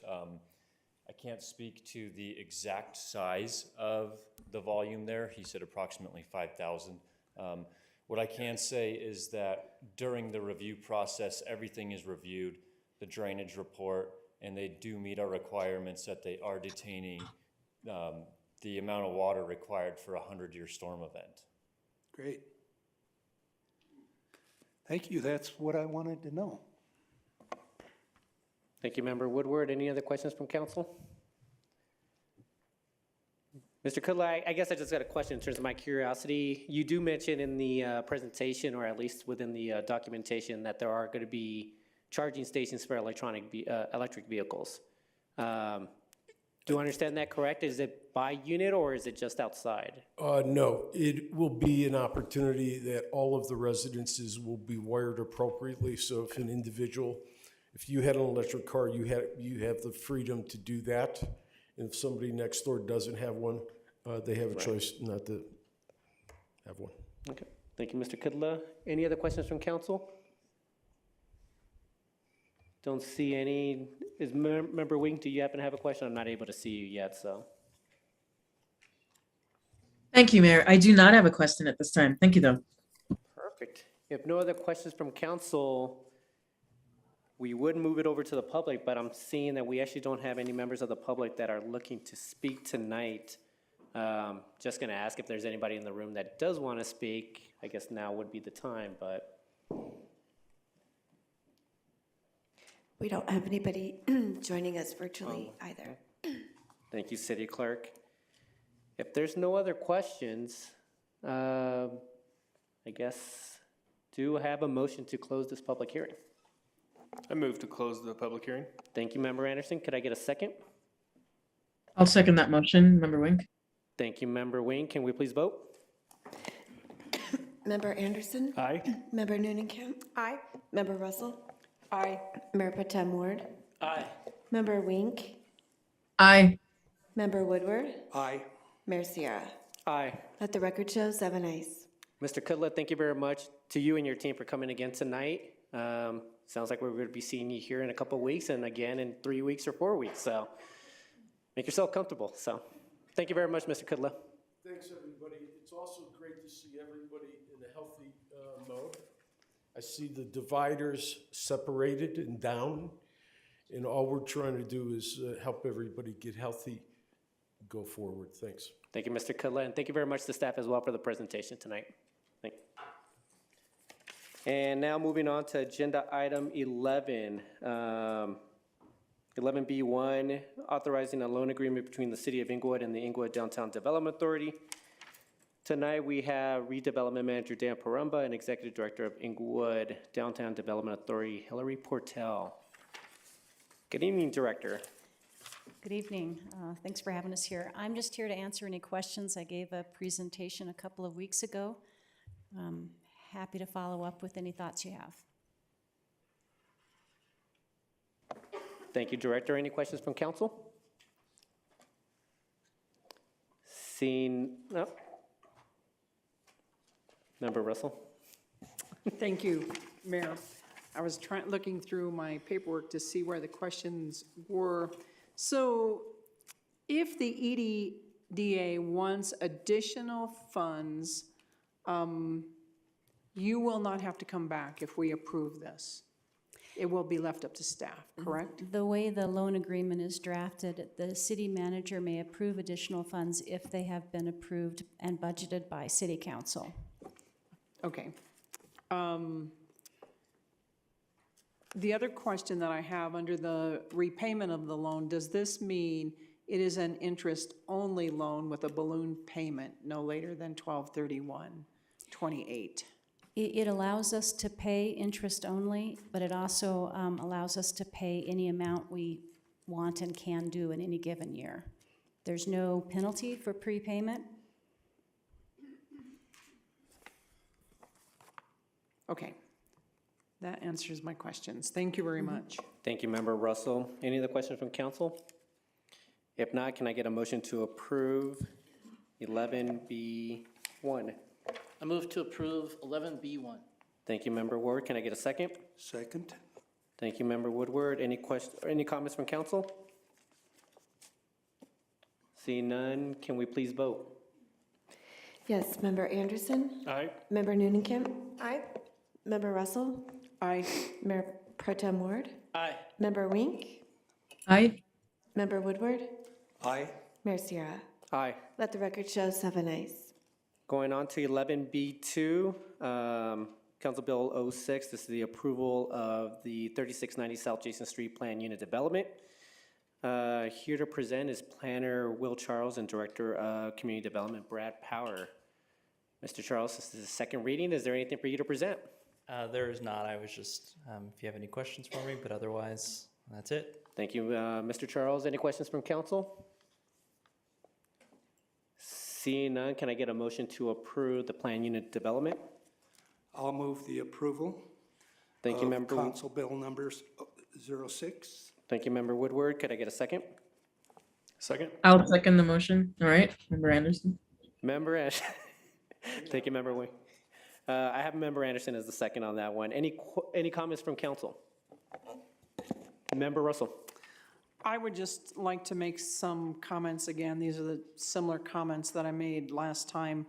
I do appreciate the plans that you have. I think they're great plans, but I have huge concerns about the density that the city is adding, and we must protect our industrial areas. They are greater income generators than one-time fees generated by development. Planned unit developments piecemeal our city, and city council should not change the zoning. The public is overwhelmingly against increased density. There is insufficient parking, the traffic impact will be greater than projected, and Public Works will have the final say on the multimodal improvements, and therefore I will not be supporting this. Thank you. Thank you, Member Russell. Member Woodward. I just have some comments regarding my colleagues' remarks. I disagree. I think the tax revenue, rooftops create tax revenue, especially for Colorado, with sales tax being the major income for cities. And this particular project, I don't see as real dense. I mean, it's a fairly small project. So, and it's innovative, it's different than anything I've seen in town before. So I'm really pleased with it, and I will be voting yes. May I respond? Thank you, Member Woodward. Actually, let me move over to Member Noonekamp and then Member Russell. Thank you. Thank you, Mayor. I just want to voice my support. I'll be voting yes on this tonight. And I'm voting yes because I'm thrilled to see an actually attainable housing development in our city. To see units in the 200s, we haven't seen that in a long time. And perhaps as the member of this council who was most recently in the housing market, I can attest to how brutal it is out there. And to see opportunities provided in our city for home ownership, for the creation of wealth and generational wealth at an attainable rate, I think is something that we should be proud of, and I'm proud to vote for this tonight, especially considering that the previous land owner was not generating revenue for the city, and I see this as a huge improvement. Thank you, Member Noonekamp. Member Russell. Thank you. I would just like to remind Councilmember Woodward that it was the industrial area and income from the industrial area that took this city through the pandemic, and we weathered it very well when other cities were not, mainly because of the industrial area. Thank you. Thank you, Member Mayor. Russell. Councilmember Wink has her hand up. Yes, Member Wink. Thank you, City Clerk Carlisle. Yeah, I'm doubtful about some of the citations of stats there as well. I will be supporting this PUD this evening. I think it's the right proposal at the right time for our city's needs. It's offering, as Member Noonekamp shared, the right diversity of the property offerings, not just in terms of price, but for many price points. And I think that the entire team has looked very thoughtfully at Englewood yesterday, today, and tomorrow, and proposed something that fits the culture of our community. So the economics are there, sort of the cultural piece is there, the alignment sort of across our strategic plan for developing our city and meeting the undeniable population growth needs. I just think it's very well done. And it fits very well into the strategy we had in mind and is well thought through. So I will absolutely be supporting this. Thank you, Mayor. Thank you, Member Wink. Mayor Pro Tem Ward. The item of note on this for me is that we held a public hearing on the development. And the only person who came to speak from the public regarding the development spoke in favor of it. So if we're to obey the will of the people of the city of Inglewood regarding development, this is a development that gets the stamp of approval. I echo some of Councilmember Noonecamp's comments about attainability of housing. This price range is impressive to me. It allows people who otherwise would not be able to buy a house in Inglewood, find a place to live here in the city, and become a part of the community. So I will be supporting this tonight as well. Thank you, Mayor Pro Tem Ward. I too will be in support of this measure tonight. I stated my case a couple weeks back, and I just echo the comments from our fellow council members tonight in their voice for approving this. So thank you very much. With no further comments, can we please vote? Member Anderson? Aye. Member Noonekamp? Aye. Member Russell? Nay. Mayor Pro Tem Ward? Aye. Member Wink? Aye. Member Woodward? Aye. Mayor Sierra? Aye. Let the record show 6 ayes and 1 nay, the 1 nay being Councilmember Russell. Thank you again, MRA team. Not sure if you guys are going to stick around, but have a great evening and drive safe out there. Moving on to 11C1, award a contract for services to Next Generation Services. Facilities Project Manager Don Donikowski is here to present on approving a contract with Next Generation Services for library carpet replacement in the Inglewood Library for $132,500. Good evening again, Mr. Donikowski. Good evening, Council.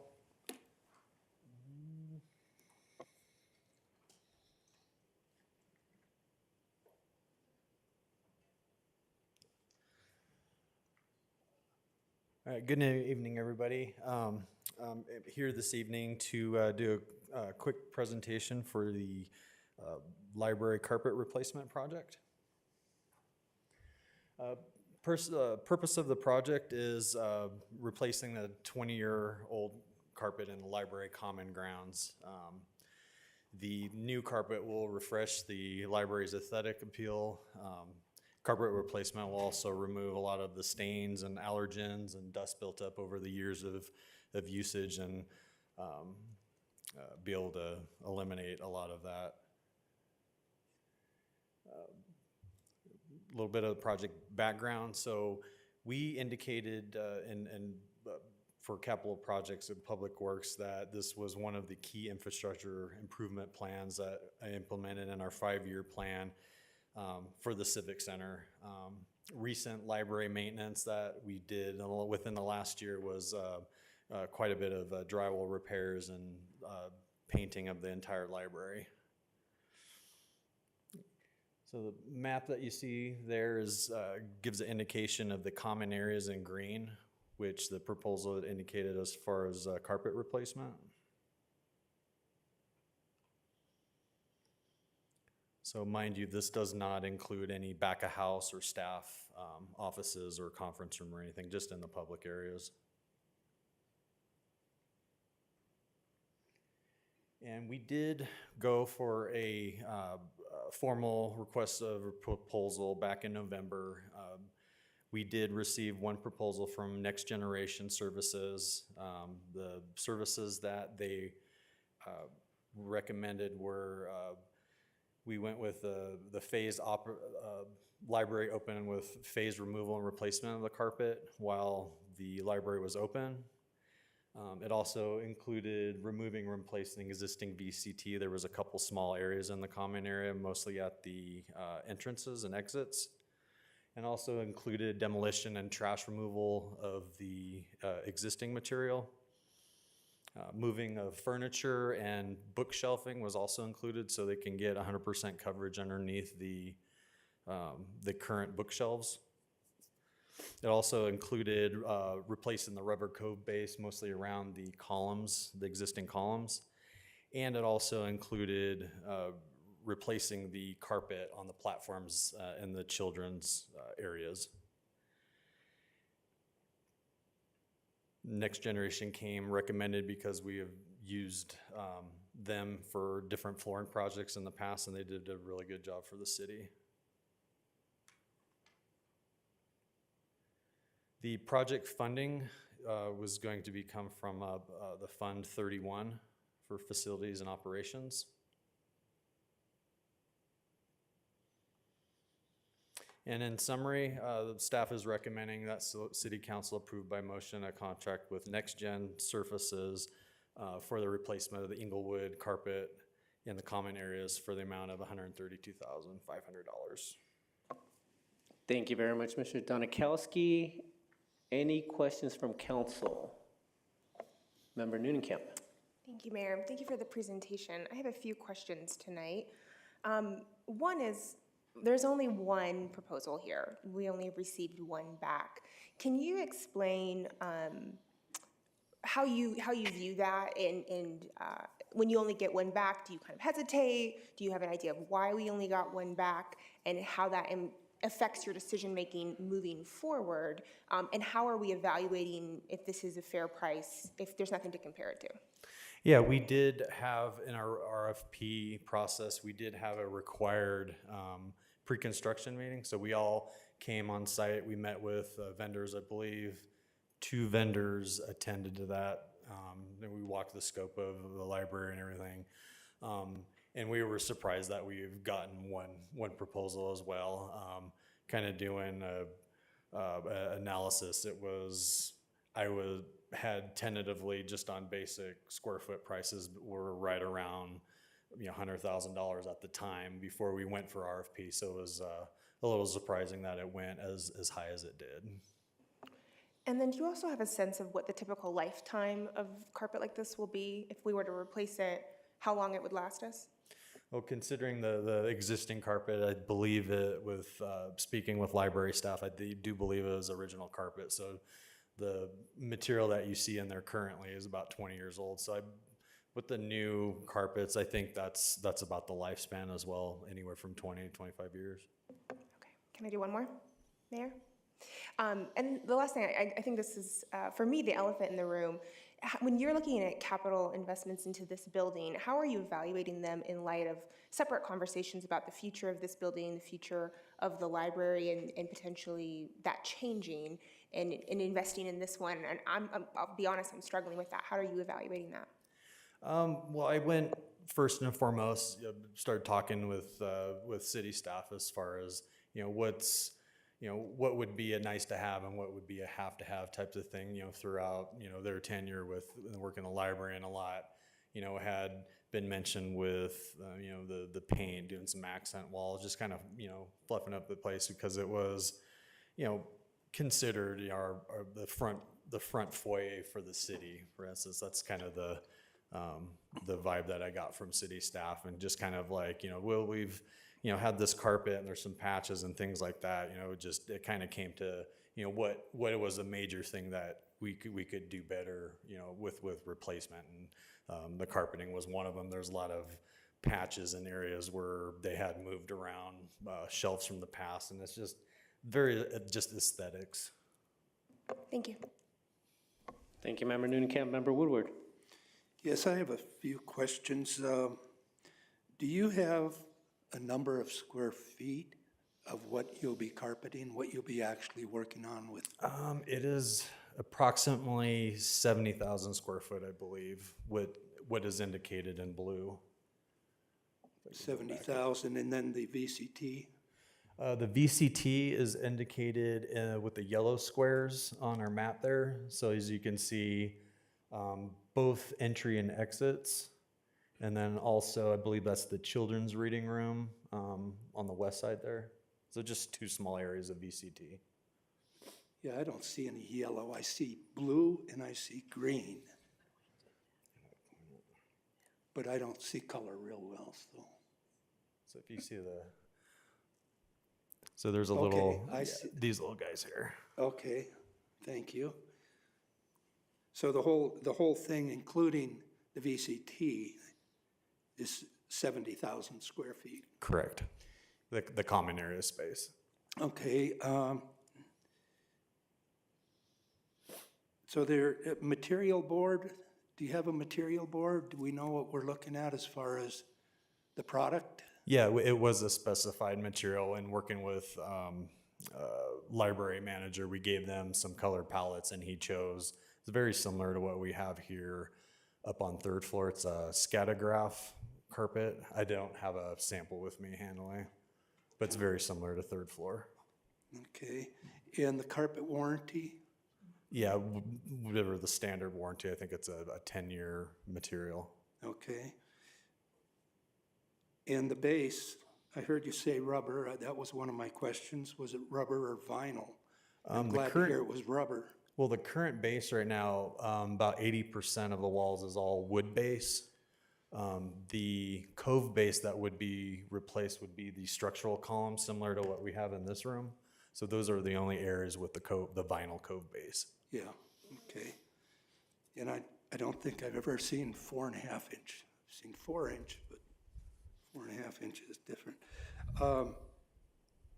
The other item that I have is the carpet down there has been replaced. I was on council when we replaced it. We went to the squares at that time because throughout up here on the other floors, the main areas, to so we weren't having to replace big pieces of carpet and store big pieces of carpet.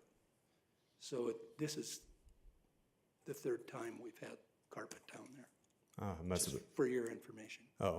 Some of the more tenured library staff, I had found out who had been there the longest, because I've only been with the city for a short time. They had indicated they thought it might have been original carpet. And, you know, I think I can answer the question too of bids on commercial carpet. If you do spec a carpet, whoever gets the invitation to bid will probably win that bid, because they will call the mill and give a name to it. It'll be reserved at that lower price, at the lowest price. Any other companies that'll come in for that price or for that particular carpet for that job will get a higher price. So the first caller in gets first choice, gets the price. So I would advise you in the future to say we'll give you the spec on the carpet after the bid. Don't bid the carpet yet. Just bid the installation, we're doing squares, this sort of thing. And after the bid is awarded, you'll get the carpet price. And that's. Anything else, Member Woodward? That's it. Thank you. You just got carpet quoted, didn't you, Member Woodward? Huh? You just got carpet quoted, didn't you? I got a lot of carpet. Right. Lots. You are now my carpet guy. So I guess I have one question for you, Mr. Janikowski. I think you kind of answered the question when Member Noonekamp answered. So you only received one quote. It came in on the high side from what you were expecting, right? You were expecting about 100,000, but probably because everything is rising in cost. Correct. We came in a little bit higher. And I guess Member Woodward kind of talked to it. Were you surprised by the fact that we only got one? We had two people originally. Were you expecting more? Yeah, I actually would have thought at least 2 or 3, just because I think I can't remember the amount of downloads we got on BidNet, but it looked promising when we first issued it, so. All right. Thank you, Mr. Janikowski. Any other questions from council? Mayor, can I make a comment before we vote? Sure, Member Noonekamp. So this one is giving me some heartburn. Actually, if we could make a motion before we Okay. get to comments. Yep, thank you. Can I get a motion to approve 11C1? I'll move. Thank you, Member Wood. 11C1. Thank you, Member Woodward. Could I get a second? I'll second it. Open up to comments, Member Noonekamp. Thank you, Mayor. So my concern with this, and I want to be clear, I was not on council when this was approved in the budget, and so I understand that I'm coming into this late in the game and that we're here to discuss this contract. But if I can just zoom out for one moment, I have a hard time approving such a large expenditure for a building that I feel very uncertain about the future of at this point in time. And while I think that we need to continue investing in this building to ensure things like health and safety, which I think is what we did earlier tonight with approving lights in the parking garage, and what I think will be future requests from the library for things like new emergency exits and things that I strongly support, this proposal with only one bid coming in on the high side in a building that I don't feel confident investing in is a challenge for me. And I will say, I went to the library today and I walked the entire thing to see how bad is the carpet. Is it just horrible and I didn't realize it? And there are 3 spots where it's patched in the back, and I think I saw one next to the entryway. And yeah, it doesn't look new, but it, to me, does not look like a $130,000 investment at this point in time. And I think that, you know, if we could get those pieces patched better and in a more aesthetic way, I'd be fine with that. And this isn't necessarily that I'm a no for this forever, but it feels a little premature for me, especially with a bid that I don't feel great about. So I'm going to be a no tonight. I understand that members of this body have already approved this expenditure, but I want to explain my vote. Thank you, Member Noonekamp. Any other comments from council? Councilmember Wink has her Yes, hand Member up. Wink. Thank you. The $130,000 for the maintenance of public health and well-being is enough. And this council, the previous council also recognized that the aesthetics are sure great and welcoming. It's a first point of contact for a lot of individuals coming into our city. It's right there at the Englewood light rail. However, what we cannot see when we're walking around looking at patches on the ground are what are born and existing and living and airborne, just what exists within carpet that has long extended its shelf life. And so let's be mindful of the limitation of what we believe we see with our eyeballs constituting what actually is, and what the science behind having a shelf life to a product like carpet. Especially knowing what I've known about the history of certain activity in this building. And so, yes, there is conversation about the future of that building, but I think to believe that $130,000, not that that's zero and we should fling away money for no reason, but there is more than sufficient reason for this expenditure. Primarily, to me, it's very clear as a matter of supporting health and wellness, not just of our team of dedicated libraries staff that are there day in and day out, but our patrons. Thank you, Mayor. Thank you, Member Wink. Any other comments from council? Member Anderson. Thank you, Mayor. Thank you, Mr. Donikowski. I want to go back to questions, if that's okay, in follow-up to these council members' suggestions. Was there any study on the health? I mean, I know you said there were concerns that maybe there are some allergens and other things in the current carpet. Is there, but you did say in your presentation that aesthetics was the kind of the driving force behind this. Did you do any testing or testing the carpet to see if it has contamination or any kind of problems with it in terms of health? No, we didn't do any testing of that. Is that just an assumption at this point that it probably has contamination in it, or a lifespan kind of a situation with carpet? Based on the public use and just the duration that the carpet has been in place. And then Member Woodward said that he thought this was not the first time this has been replaced. So is there a way we could do some research and find out exactly the age of the carpet? Because I think I'm kind of with Member Neunenkamp on this, especially if it doesn't turn out to be as old as we initially thought. If Member Woodward's right and this is not 20 years old, but I don't know, 8 or 10 or 12 years old or something like that, to me that kind of changes the conversation. I don't know, is that something we would be could we possibly find that out before we take a final vote on this? I don't know where council's landing on this. Thank you, Member Anderson. Member Woodward, did you have something to add, or? Yes, on the motion. Just to answer part of Mayor Pro Tem, or Member Anderson's point, either way, if it's 20 years or when it went in kind of the span of when I believe it went in, it's past its useful life. It's way past its warranty. It's held up good for however long it's been there. So in just doing the numbers and what you had said, approximately 70,000 feet, $1.89 a foot isn't a bad price, isn't bad at all, especially when you consider that libraries are very special when you have to move bookcases and that sort of thing. It's totally different than just going into a raw space, vacant area and laying carpet. I will add that part of the price is to move the existing bookshelves in a matter that they can replace the carpet underneath those bookshelves. So there'll be 100% coverage. You won't see patches like included in the slide. It'll be 100% new flooring. So that's and stay open at the same time. So that's, a real plus.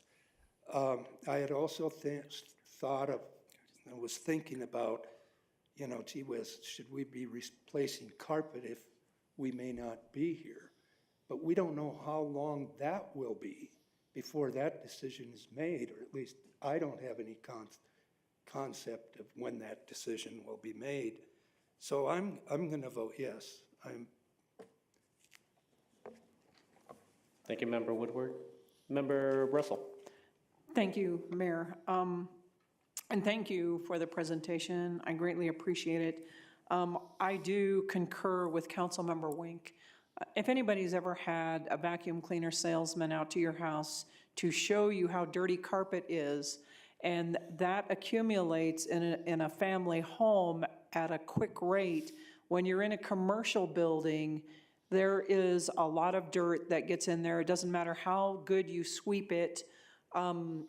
I actually think that because it's a commercial building and pretty well trafficked, I do think it's wise to spend the money, and I do agree with Councilmember Woodward that $1.89 a square foot is a reasonable price for that much, and I do think that's something that we should go ahead and move forward with. I will be supporting it. Thank you. Thank you, Member Russell. Any other comments from council? Member Nunnenkamp. Thank you, Mayor. I just want to reiterate that I'm not opposed to this in its concept, right? But as Member Woodward just said, we have no concept of when we will make a decision on this, or what the future of this building is.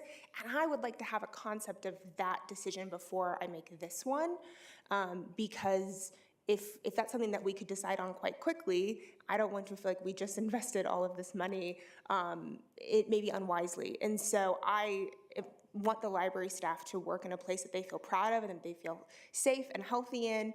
And I also am balancing all of the resources that I'm accountable for in this city.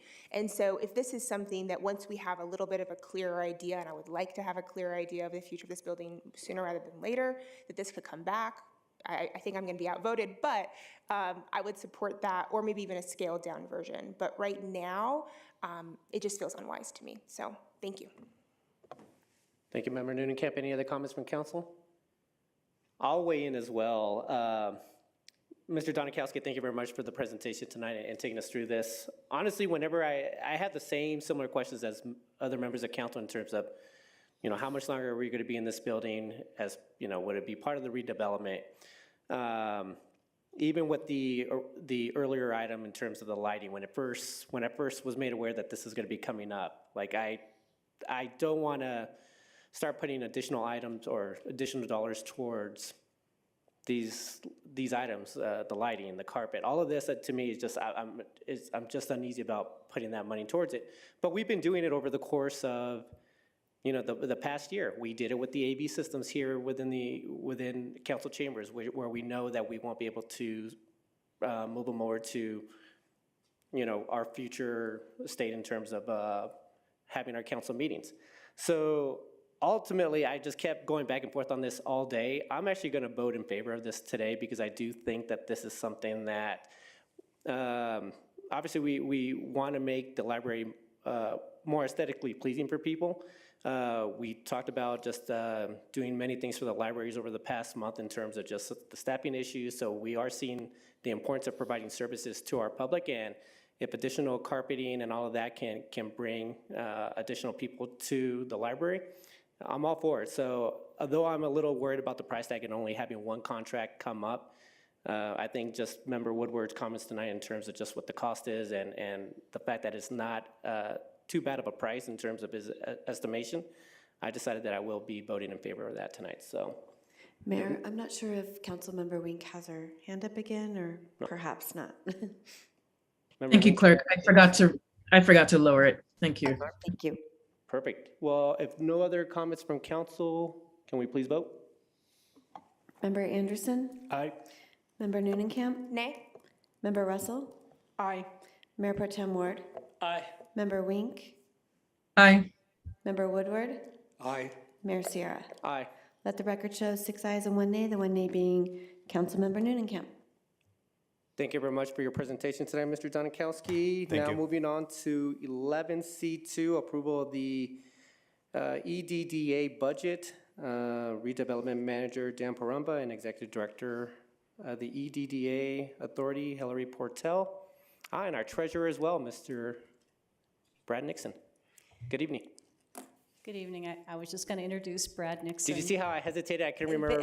You're on it. You're on it. I couldn't remember your first name, Brad. Treasurer of our board of directors. Sorry to take you off guard there a little bit. Really, I just wanted to kind of kick this off, just some comments from the board. First of all, last year was our kind of beginning year right out of the chute, and we were pleased with the progress that we made in the initial year. We really have a strong sense of responsibility towards what the electorate asked us to do, and we really want to continue on in that same fashion and what we're continuing on with this year.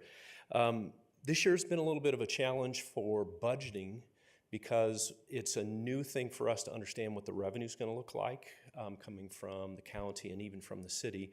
So we've done our best at being able to forecast what we think that's going to be and put together a responsible budget that kind of reflects what that will look like income-wise and then the projects that we have going out on the other side. The board did approve the budget that Hillary's going to talk about, as well as what you have in your packets there. Thank you for your support in kicking off the TIFs for us to be able to have the revenue to be able to do these things, as well as approving the loan agreement that you did here just a few moments ago. Crucial to our work really is those things that kind of sets up the basis for us to be able to go forward. So your support is very much helpful. For us, I think the responsibility of carrying forward is a thing that we talk about often, but we also like to take an entrepreneurial approach to how we do these things in conjunction with the city. So with that, Hillary can take it over. Let's see. Oh.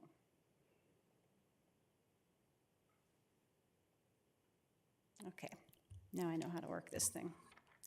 Okay, I just wanted to do a quick review for those of you who are new to council. The Inglewood Downtown Plan was adopted last September by City Council. It sets forth a long-term vision and goals for the downtown district.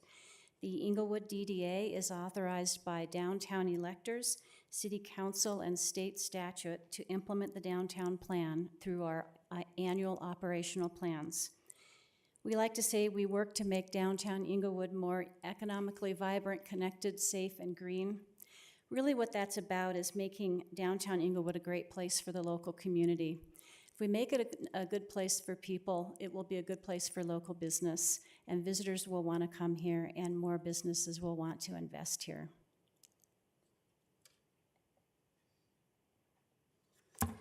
As part of the downtown planning effort in 2020, a community-wide e-survey was administered with about 300 respondents, and their top most important improvements listed by the respondents were: number 1, enhance the physical environment downtown; number 2, make downtown more bike and pedestrian friendly and accessible; number 3, improve the safety of downtown, including better lighting, safer crosswalks, etc. Number 4, redevelop city center with mixed uses and more density, and lots of comments about downtown parking.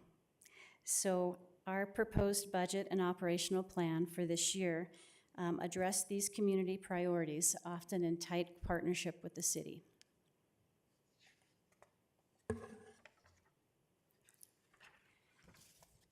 So this slide should look familiar. We're following the same format as city departments follow during their annual budget cycles. We're a little off cycle this year, but we will be participating this summer with 2023 planning along with the other city departments. This graphic shows an organization that is ramping up fairly quickly to become fully operational. In 2021, we were in startup mode, setting up basic systems, agreements, and services, basic marketing, and securing grant funding for our first small project. Our budget was about $200,000 last year. This year, it's about implementation and really activating, undertaking several projects and preparing for future TIF investments. Our projected revenues at the end of December were about $746,000.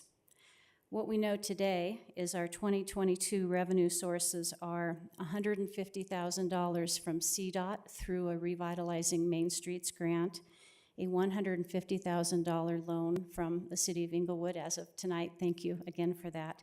Really helps us. In terms of property tax increment from Arapahoe County, it looks like that'll come in at about $380,000, which is a little less than we had projected. Sales tax increment from the city, we really won't know until the end of the year after the base year amount is already collected by the city. So we're not really counting on it this year. That leaves a shortfall of about $65,000. We'll be discussing this with the board tomorrow, looking at adjusting our contingency, perhaps our first debt service payment back to the city, and trimming the budget in non-essential areas. In terms of the expenditure categories, under administrative, about 54% of this amount is part-time contract staff. We have 1.25 FTEs running the Inglewood DDA this year. The rest of it is legal counseling, financial advising, insurance, and urban design assistance. In terms of services, we provide basic marketing services to support the downtown program and supplementary maintenance of downtown public spaces in coordination with the with the Parks Department. This will increase over time as we start to assume long-term maintenance of public improvements that are part of the downtown plan. Projects for this year really make an effort to leverage resources and offset costs that the city has committed to downtown projects. This also will increase over time as we undertake projects aligned with the downtown plan. Debt service is a line item starting this year to start making progress repaying the loan amount to the city.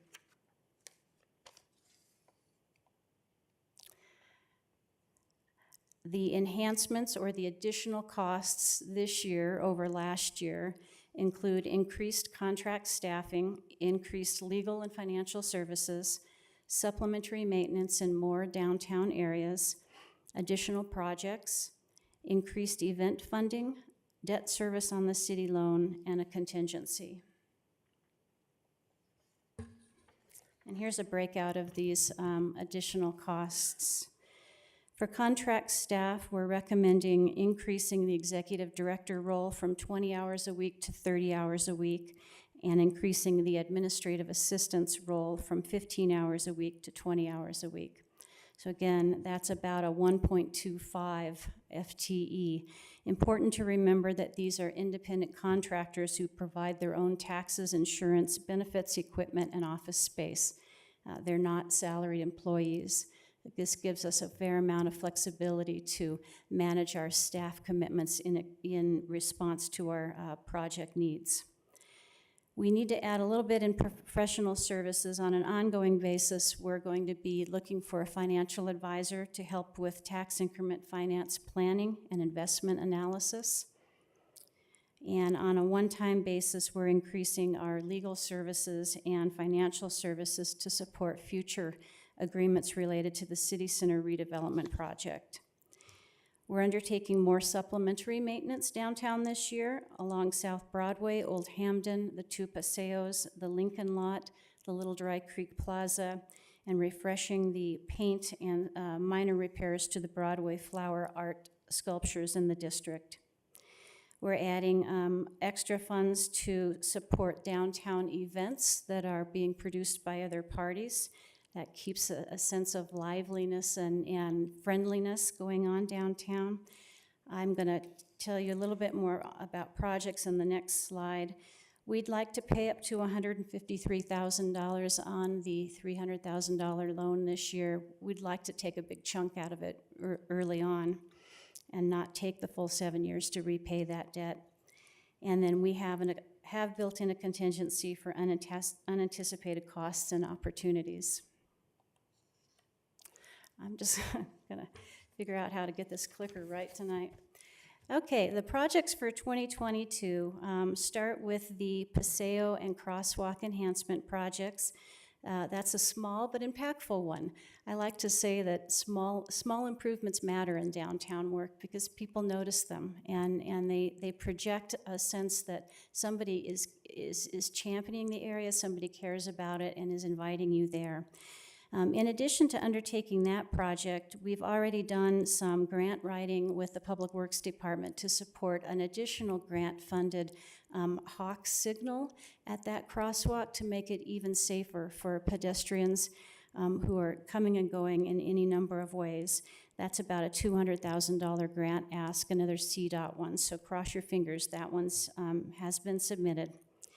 Old Hamden Public Improvements will be led by the Public Works Department with the DDA supporting community outreach, potentially contributing toward a local match for a federal transportation funding ask later in the spring, and then planning for long-term maintenance for public improvements along Hamden. Lights on Broadway, this has been something people have wanted to try for a long time, whether it's string lights over the street or some kind of permanent lighting enhancement to the traditional Main Street portion of downtown along South Broadway. We'll be doing that in conjunction with some streetscape planning that the Public Works Department has budgeted for later this year.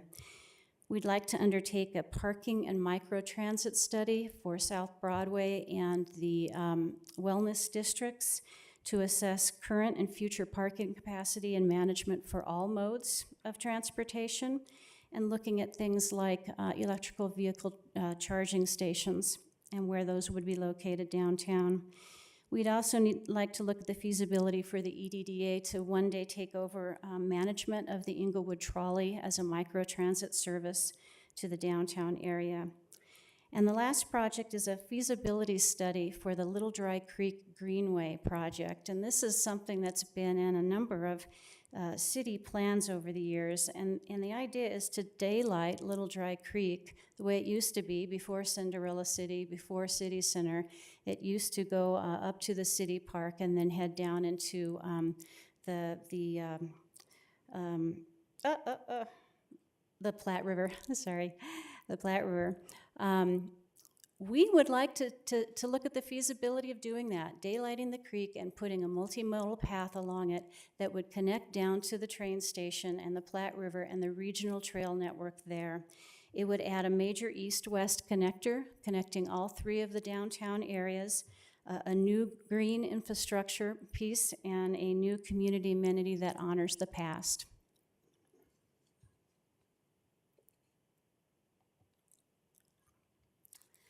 And with that, I'd like to take any questions you might have. Thank you very much for the presentation, Ms. Portel. Any questions from council? Member Woodward? Yeah, I heard you say, I believe, refreshing the paint on the flowers. Would you be going back to the artist on that? Yeah, in fact, he would be leading that effort and providing all the materials. Great, thank you. And regarding the paseos and the changing of the light, I was watching the news last night and I saw, I believe it was in Denver, I'm sure it was in Denver, and I think it was either through CDOT or Denver Traffic or something. They were putting up signs that were neon safety signs for pedestrians, walking signs, that, as I understood it in the news, they're going to try and start getting those in different places in the state because the number of pedestrian fatalities over the last few years in the state. It'd be real interesting. I mean, they were really nice neon signs that, you know, got your attention, and right there at the walkway and at the paseos would be pretty neat place to do it, I think it would. We will certainly research that. In general, the majority of pedestrian accidents and injuries and fatalities occur in these higher speed corridors like South Broadway. Yep.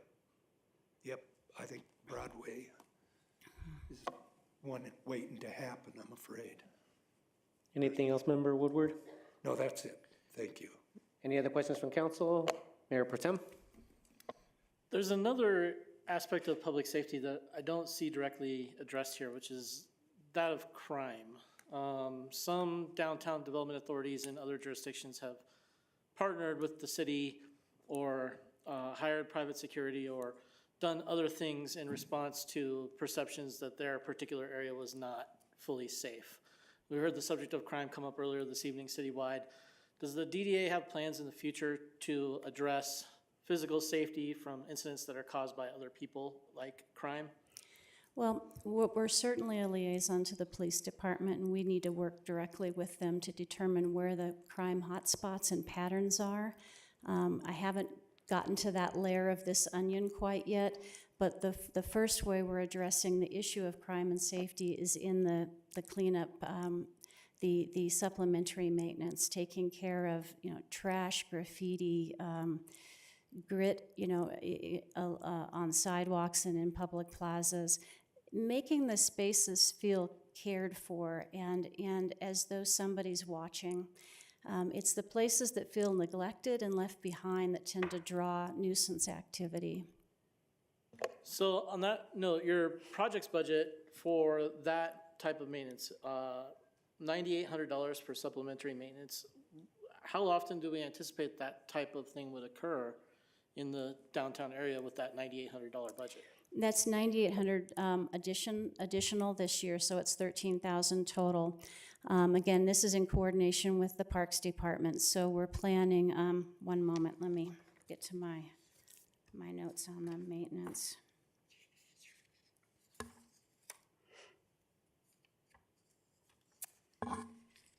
Spring and fall spot cleanups along South Broadway and Old Hampton. That's really not the street, but the sidewalks, the utility boxes, the street lighting, things like trash cans, things like that.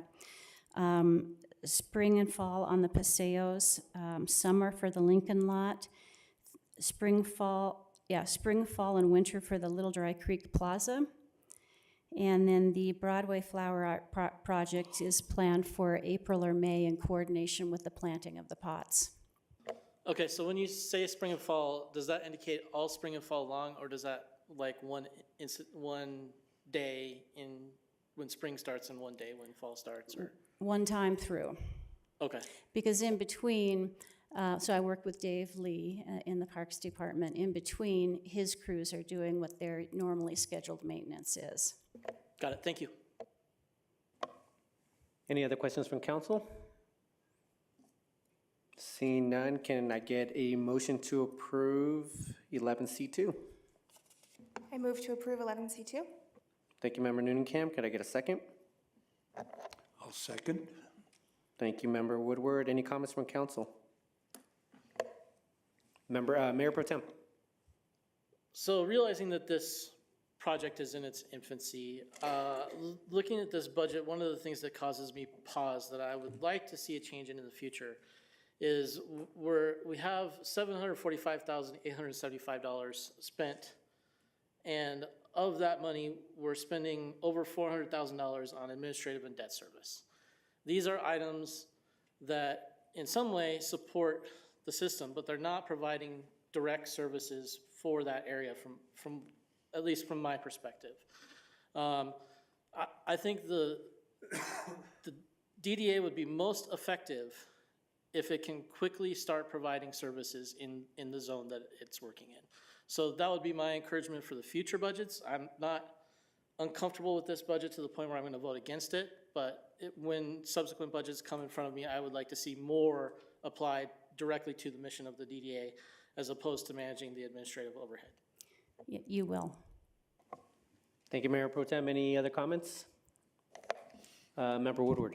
Yeah, I will be voting for this, and I just hope when you do the trash cans or do some of those things, you just put EDA on it or the full name so people know who is providing it and there's some visibility, some advertising for what you're doing. Thank you. Thank you, Member Woodward. Any other comments? Seeing none, can we please vote? Member Anderson? Aye. Member Noonan-Camp? Aye. Member Russell? Aye. Mayor Pro Tem Ward? Aye. Member Wink, Aye. Member Woodward, Aye. Mayor Sierra. Aye. Let the record show 7 ayes. Thank you, Director Portel and Mr. Nixon for the presentation tonight. I hesitated again. I'll see you tomorrow. Thank you very much. Have a good evening. Moving on to 11C3, the adoption of Title VI plan. Director of Public Works, Maria DeAndre is here to talk about the Title VI plan. Yes, thank you, Mayor and City Council. So just very briefly, we're coming to you tonight to present this Title VI plan. And the intent of this is to continue to be able to receive federal assistance. And in our specific case, the Federal Highway Administration requires that we have a plan of this type on record adopted by the City Council so that we can continue to receive that federal assistance.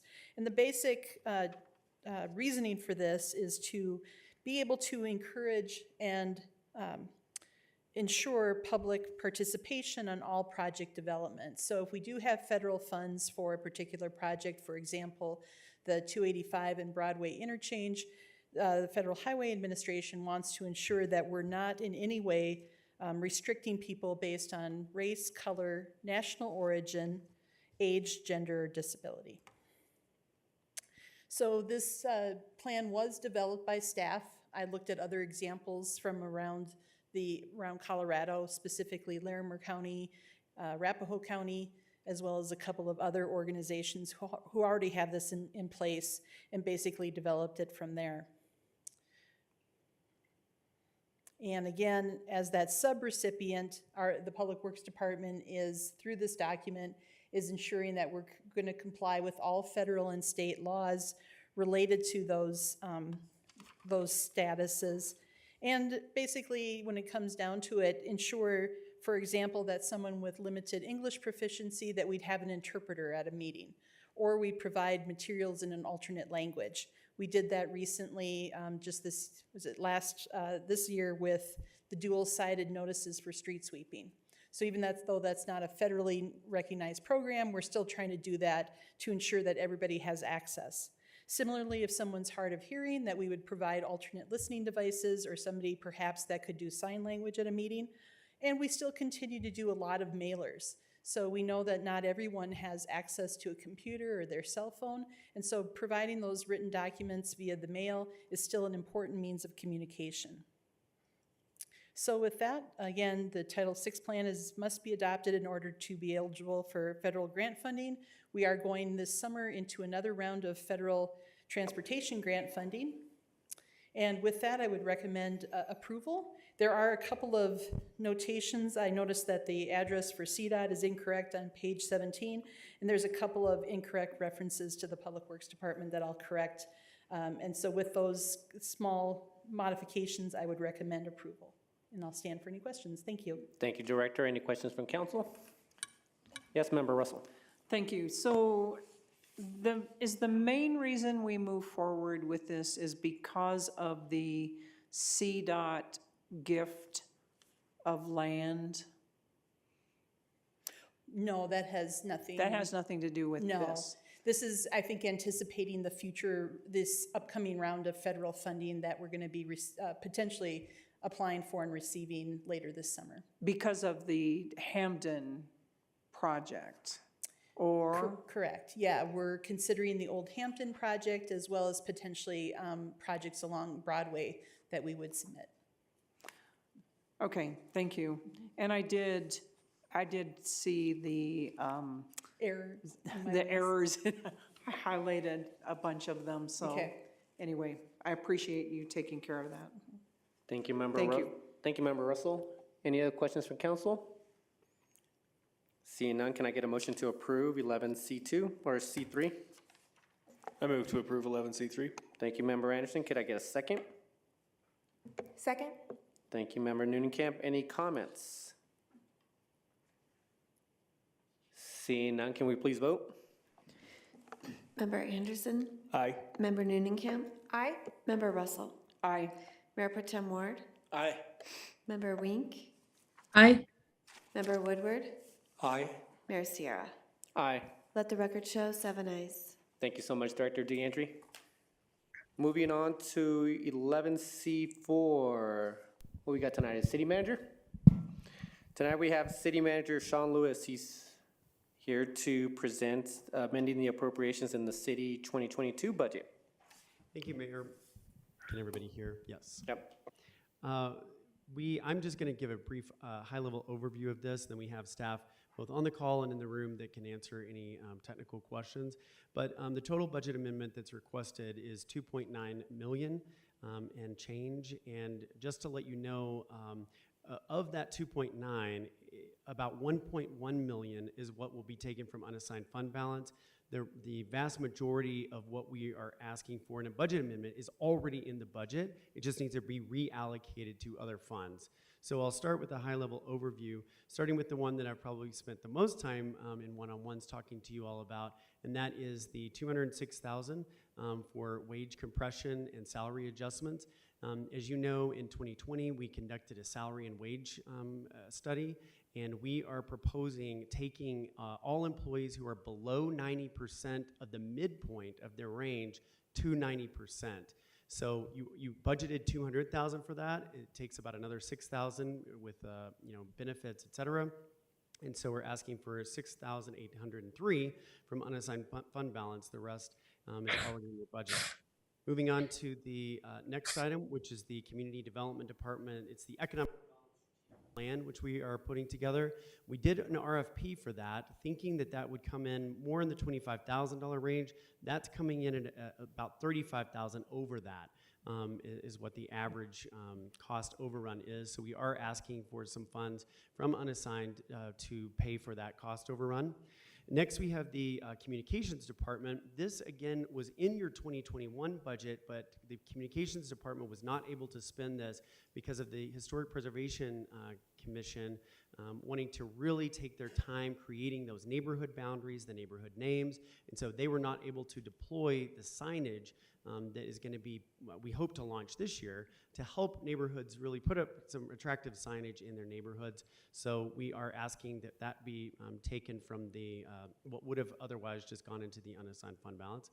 The the 54,700 is for, to add a half FTE to library staff. As you know, we have a number of part-time staff in the library. We really think one of the parts of really taking the library to the next step is adding some full-time staff.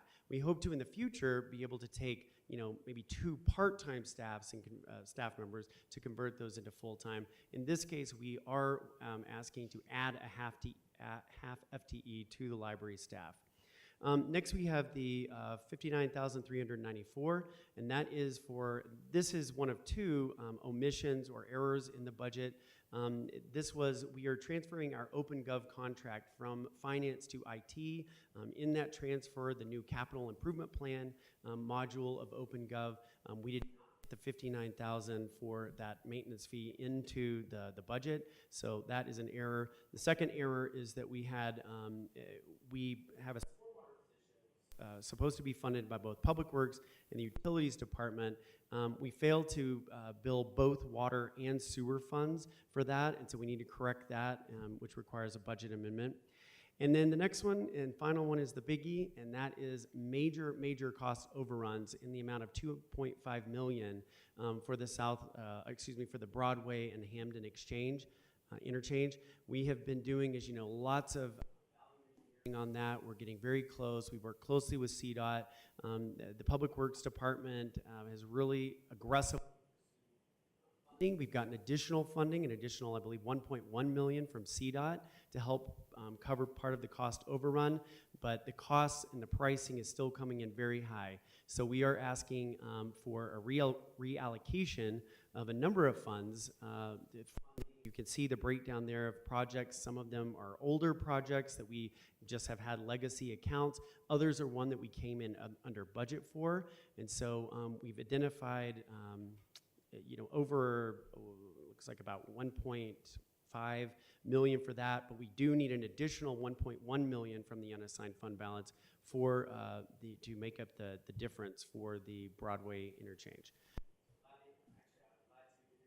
Our staff who can answer technical questions, and thank you for your time. Thank you, City Manager Lewis. Any questions from council?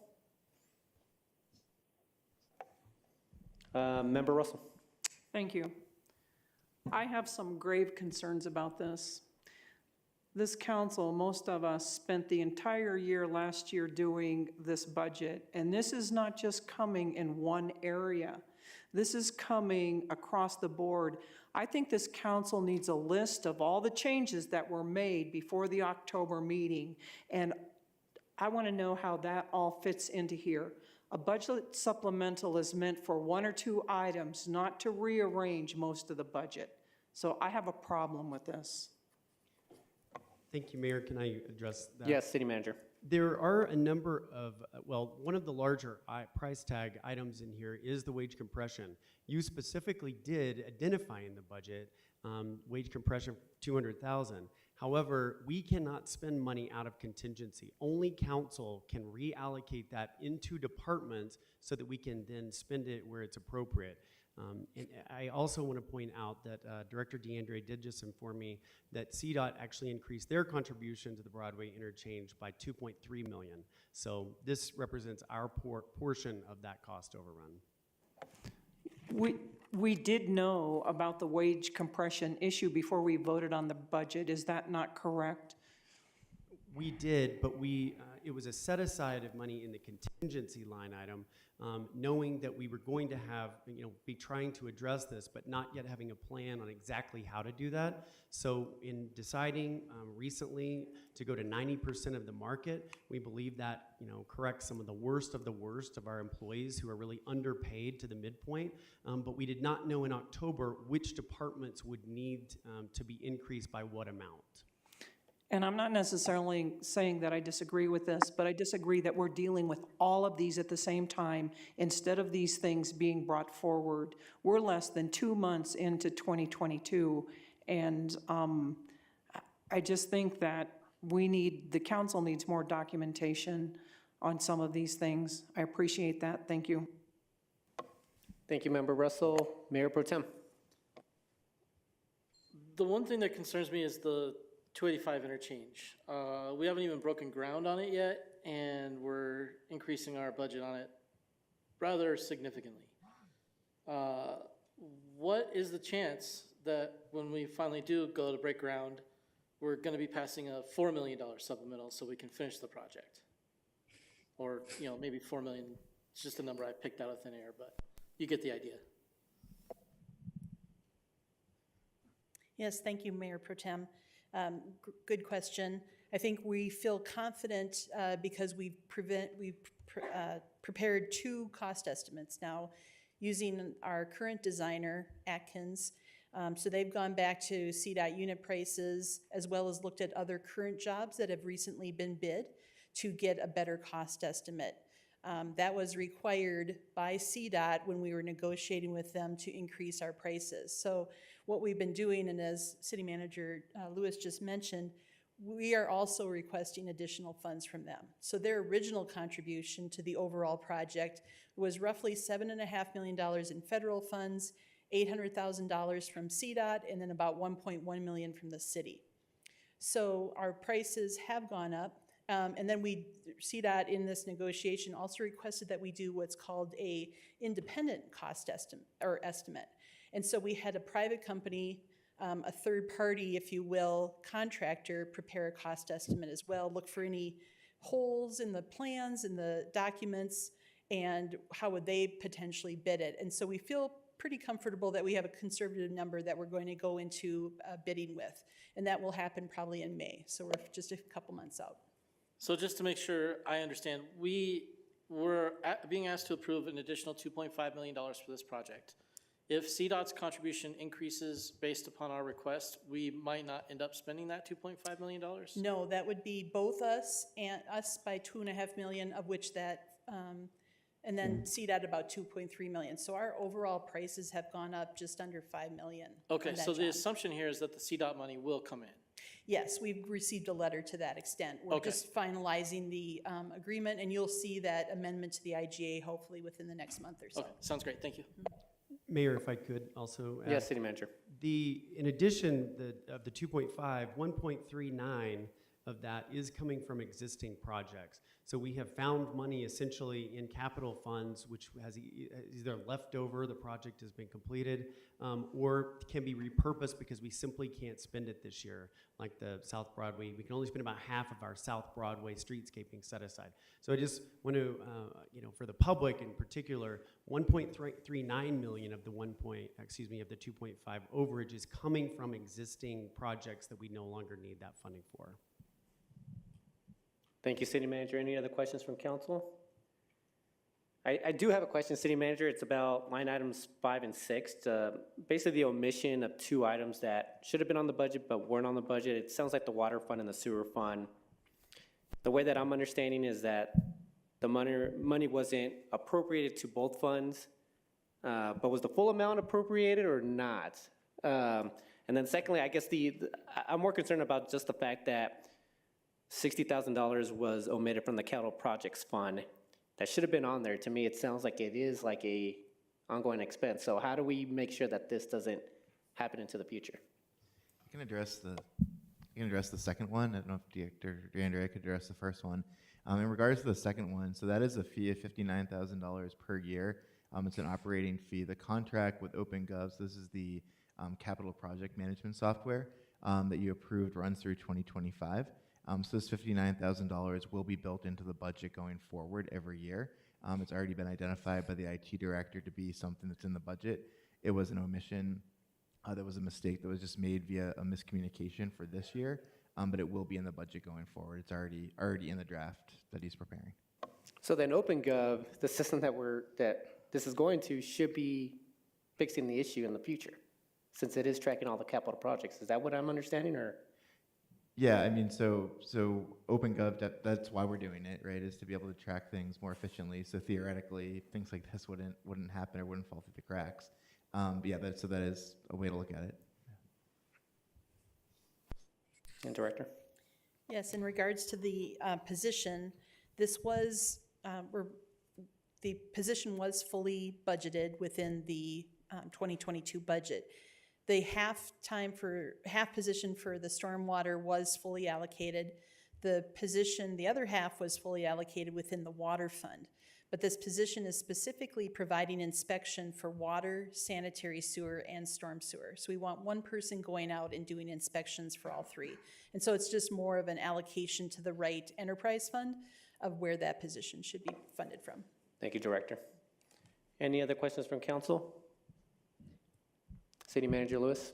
Mayor, feel free to tell me after this, don't do this again. But to Member Russell's point, in terms of how we bring amendments, I would like feedback maybe in our one-on-ones or from council tonight. Would you prefer 4, say? I think it was 4 or 5. So we will be bringing rather large budget amendments, but doing it at less regularity. So our next one would be in April, for instance, but 2 potentially would be larger. So I would just love some feedback at some point from council on whether you want regularly occurring smaller amendments or larger amendments that we kind of stack up and then bring to you less regularly. Thank you, City Manager. If no, Member Russell. So can I ask, why are we anticipating that a budget supplemental will come in April? Well, again, we're responding to I think it was just the last council and maybe the council before that said, stop bringing us so many budget amendments all the time. Let them kind of stack up so we only have to do 4 or 5 a year. So that's been the strategy that staff is following now. But to your point, Member Russell, if you'd like us to bring smaller ones on a regular basis, we can certainly do that too. Thank you. Member Woodward. I would think that if we got them quarterly, that's good. Accepting something that may be time is of the essence to do something. So, my thought. Thank you, Member Woodward. Mayor Pro Tem. I think maybe Member Russell's question was a little more philosophical in nature, which is, if I heard it correctly, why we do budget amendments at all, and why they're coming forward on on a regular basis, or they're anticipated to be coming forward throughout the cycle. Perhaps you could elaborate a little bit more on that. The idea would be that we would shoot for a perfect budget every year, know exactly how much we're going to spend, and then go spend it. But when we're doing an amendment, that's indicative that that is not exactly what happened. Right, and I'm sure a finance director could answer this much more eloquently than I. But when you think about, a general fund budget of roughly, $60 million, when you throw in the enterprise funds, we're well over $100 million. We are going to have budget amendments. There is no city that doesn't bring budget amendments on a regular basis to their council. That's simply the nature of both municipal finance and frankly corporate finance. And so we, on budgets that are that large, we will need to bring you budget amendments from time to time.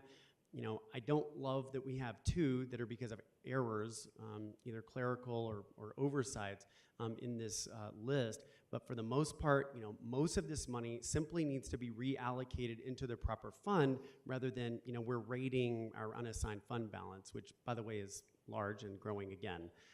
But we will always try to bring the best budget we possibly can, but we have, for the history of the city, as far as a modern history, have brought budget amendments to council on a regular basis, because when we're talking that much money, it's virtually impossible to have that all in the right pot in October of every year. Thank you. Member Russell.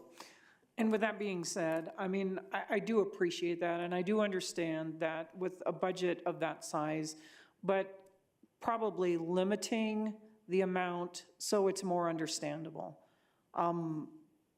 instead of just inundating us all at once. And I think some of the things that when the supplementals come, a lot of times there's not a lot of discussion going on because there's not really the preparation that maybe happens in the budget. I felt like the budget process at the end, where we were going through and deciding what we do, what we add, and what we take out, was great. Are any of these things that we're doing tonight changing back any of the things that we changed then?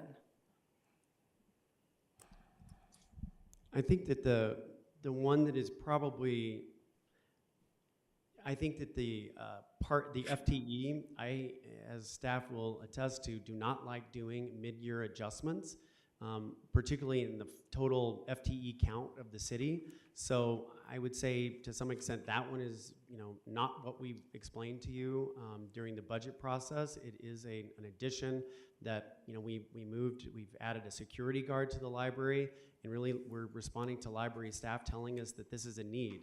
That's probably a need we could have identified in the budget process, but the rest of these, no, I don't think they're inconsistent with anything we shared with council during the budget process.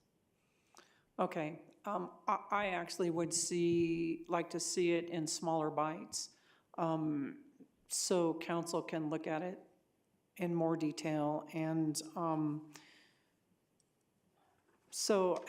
another thing that I think we need to keep in mind is it's not always just the salary.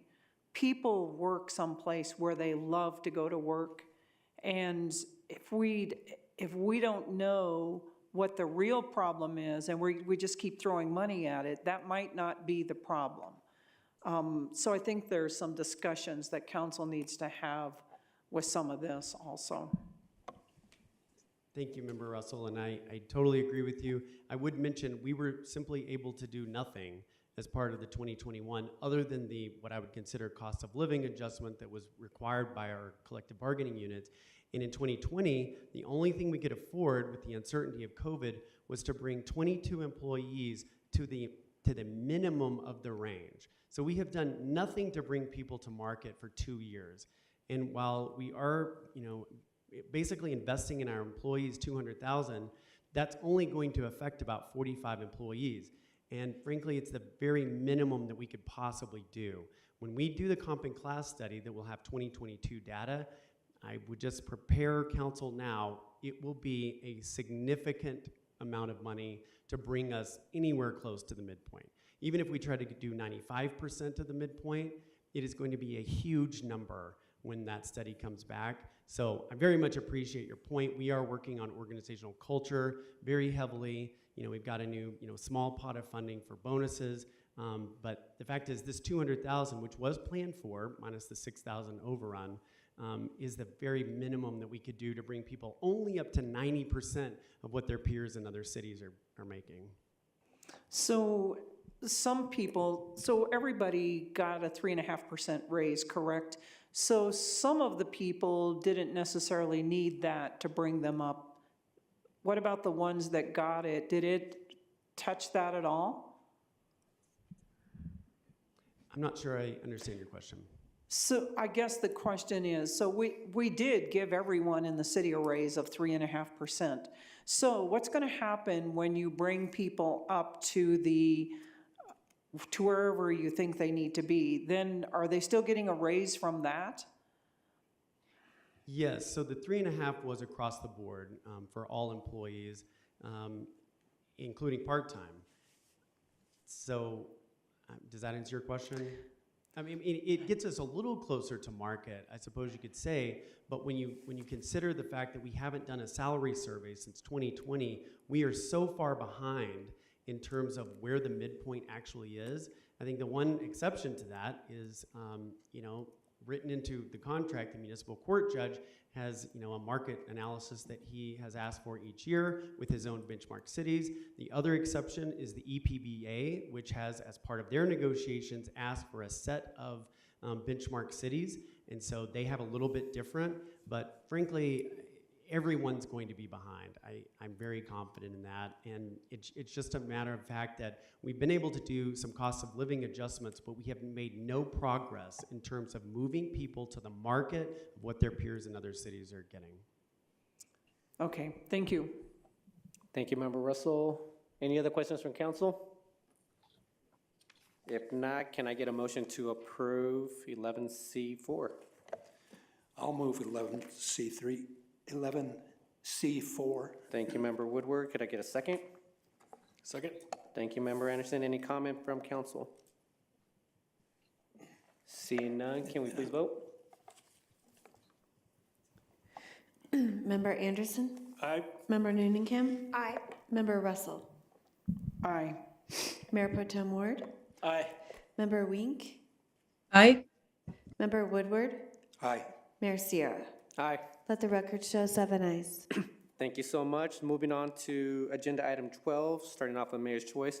I really only have one item for tonight, and this was brought up during the mayor-managers meetings over the past couple sessions, but just it's been brought up in terms of finding a month, whether it's June or July, where we would only have 2 meetings, both council meetings, one at the beginning of the month and one at the end of the month.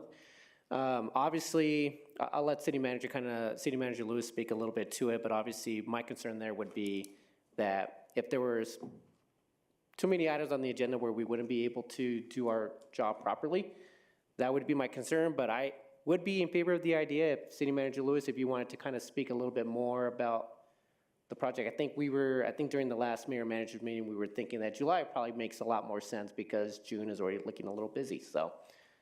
City Manager Lewis.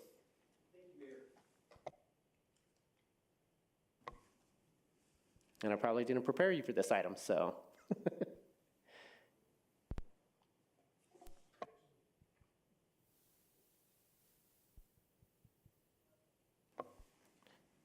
We do have a podium that works.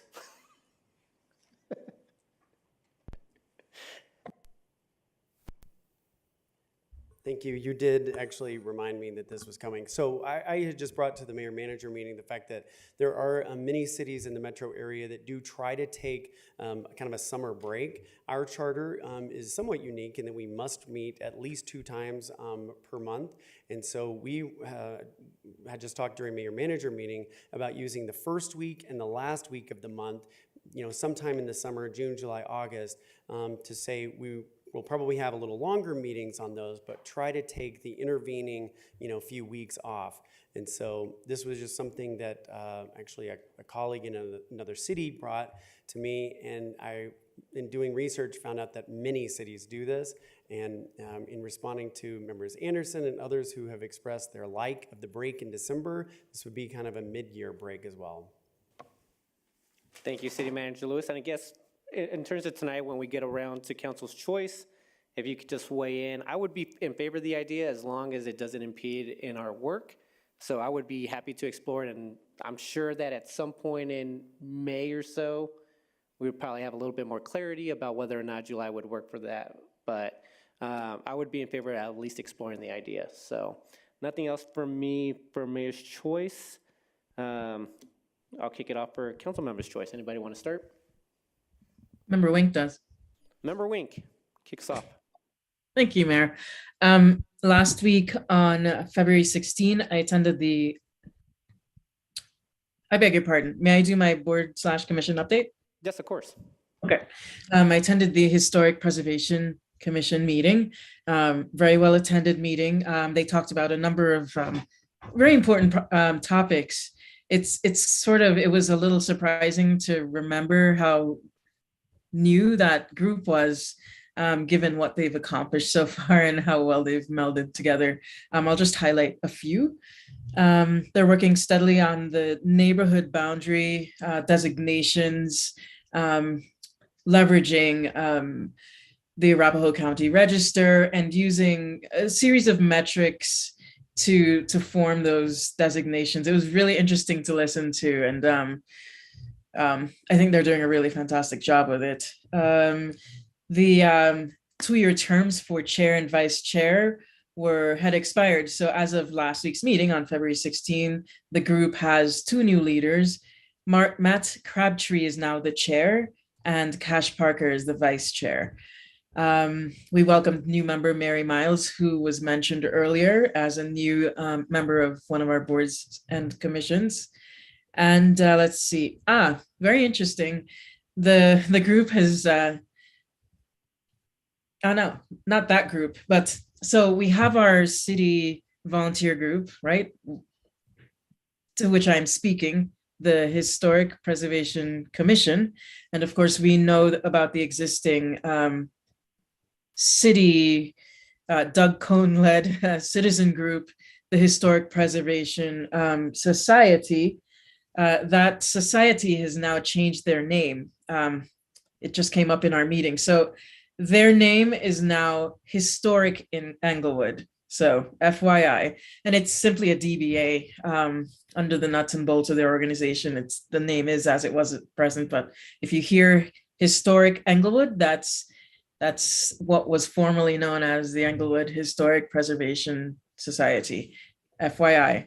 There'll be no Historic Englewood lecture from that group this month. Sorry, I'm mixing a little bit there. And then an interesting lecture is coming up to be given by the new chair, Matt Crabtree. And it's a talk on Tesla. Some of you may have already seen it. He's apparently well known for this Tesla talk. And it will be given at the Carson Nature Center at 3000 Nature Drive, just west of the Aspen Grove shopping center. I think those are the highlights. And yes, I was speaking to both groups, and that topic sort of came up because Matt Crabtree, the now chair of the city volunteer group, is also a member of the board of the Historic Englewood, the former society. So some of the conversation sort of lent itself to both groups. That's why I touched on both. But very good meeting, great group. Thank you. Anything else, Member Wink? No, thank you, Mayor. Do you want to weigh in on the July recess? Possibly. Oof, yeah, sure. I could go either way. I don't have any strong feelings to say a strong yes or no at this point.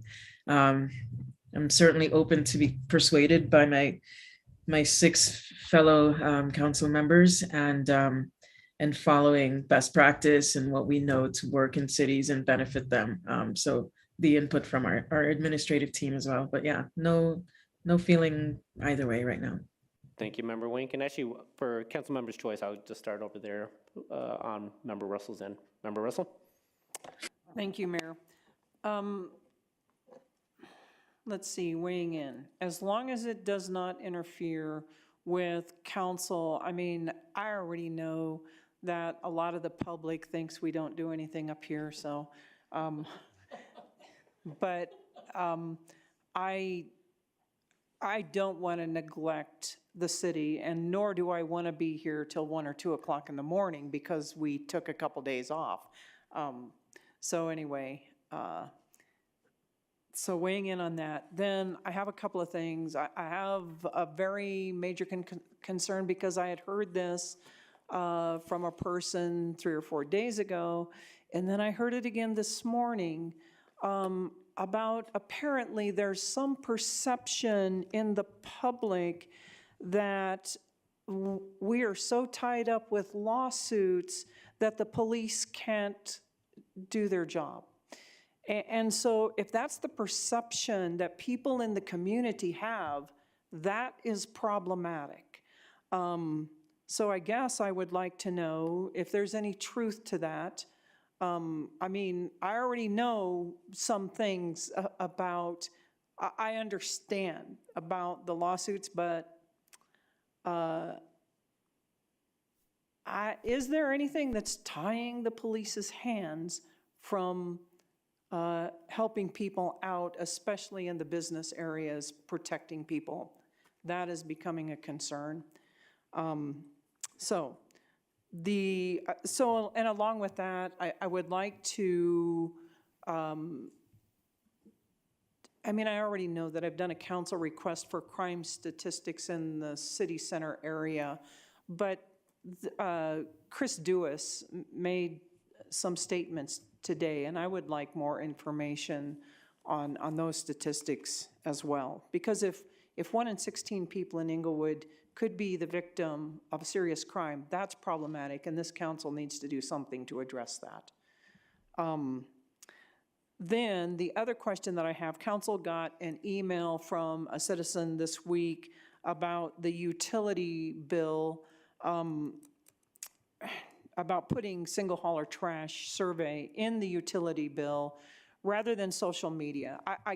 I do have some concerns that once we post on social media, and there were some information in there that there are people outside the city getting the surveys, and people have done more than one survey because it's going out on social media and in different ways.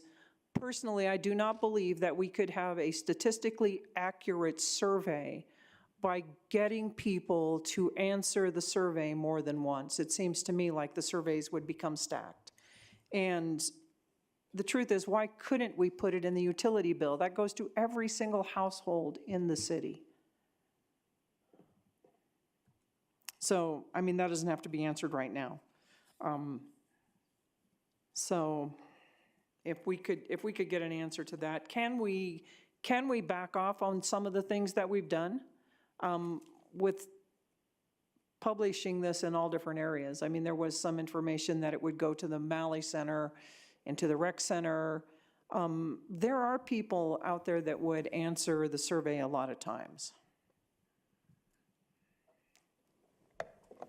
City Manager Lewis. Thank you, Mayor. Yes, we have put the paper copies of the survey at all of the rec center, the Malley Center here in the library, and so those are out. This is very similar to the process that was used for the off-leash dogs, with the exception of we added to the off-leash dog the statistically valid, I believe is the right term, survey that Polco did for us. What's interesting, I think, about that particular process was that the results of the Polco survey were very similar to the survey work that was done on social media. And what we found was, unless there's a compelling reason for people outside the city to weigh in on, a topic within Inglewood, the likelihood of someone taking the time to do that was quite low. So, those results were somewhat similar. We can certainly, discuss extending the timeline. The limiting factor there is the amount of time that the RFP, the bids that we have from the 2 haulers will be good for. And I don't have that date right now, but if we were waiting for, let's say, the next billing cycle to get that in, giving another month, I don't know how compressed we would be up against that deadline, but we are planning to bring information about the results of the survey work to council April 18th. Okay, thank you. And then just one other question about that also. Will we be getting information? I asked Director DeAndrea about information from Sheridan and especially Sheridan because they do have single hauler trash and there's been some issues with that. So I'd like that information at the same time before we make the decision. Yes, I believe that's the plan, is the experience of other cities like Sheridan who have gone through this in the recent past. Okay, and the city of Littleton does not do single hauler trash, is that correct, or? I'm not sure. They do Okay. not. All right, thank you. Member Woodward. I just have two things tonight. The first one would be the public hearing and that site with the designation of Carnation. I think we were actually called the Carnation City. I thought that was really neat. And I was thinking of the Paseos and any other sites that come up. I'm just wondering if we shouldn't ask or talk about doing little designation signs like that in these different sites. At Paseos, they have it in the concrete, but with the remodel and stuff, putting up a little sign that you can really read it would be interesting because that's quite the site. So that was one item, just possibility to talk about at a study session. The other one, I want to just talk about the park, Jason Park closing and looking forward to the future. 2 out of the last 3 years, we've had drought seasons. The turf has been really worn. It was really worn this year. And I'm wondering if instead of having to close it down in basically January to May, maybe we close it down for the month of November and let everybody know and, get everybody aware of it that it'll be closed in the month of November and again in the month of February or something like that. So there is this time off on the turf to let it recover and then have people get their ability to get back onto it at times. And I don't know what those months would be, but I think it's worth talking to Parks and Recreation and Dave Lee on that type of program and just having the program, because I would expect that we'll probably continue to have droughts. That's it. Thank you. Member Woodward, did you want to weigh in on July? No, I don't. You don't want to weigh in? I don't want to weigh in. No, actually, right in the middle of that discussion, I've dropped this packet, tonight's packet on the floor, and I missed half of it. So I missed half of what you were saying. Did you stub your toe? Consciousness. And, oh, God. It's all good. Well, we'll come back to you on that then, Member Woodward. Member Anderson. Thank you, Mayor. And I want to thank City Manager Lewis and the mayor for bringing this idea of July up this early, because I think planning it early, if we were going to do something like that, planning it early is key to make sure we get everything on, that we need to on the agendas and, the month before to kind of, so we don't stack up those two meetings too much, just really plan those agendas carefully and think kind of long-term about it. But yes, I would be very supportive of that, having 5 kids and having them be off school in the summer. It would be very advantageous to have some off time during July, or even if it was to be, if you could overlap months where you did meetings at the beginning of one month and meetings at the end of the next to make sure you had the 2 meetings a month. I don't know if that would be possible too, if we wanted to get an extra week or something like that, but I don't want, I do think we don't want to give people the impression that we're not doing our job, but also, we need time to take a break and rethink things. It can be, it's possible to run into burnout and those kind of things. So I think it would be good for City Council to get a little break in the summer. Thank you. Thank you, Member Anderson. Mayor Pro Tem.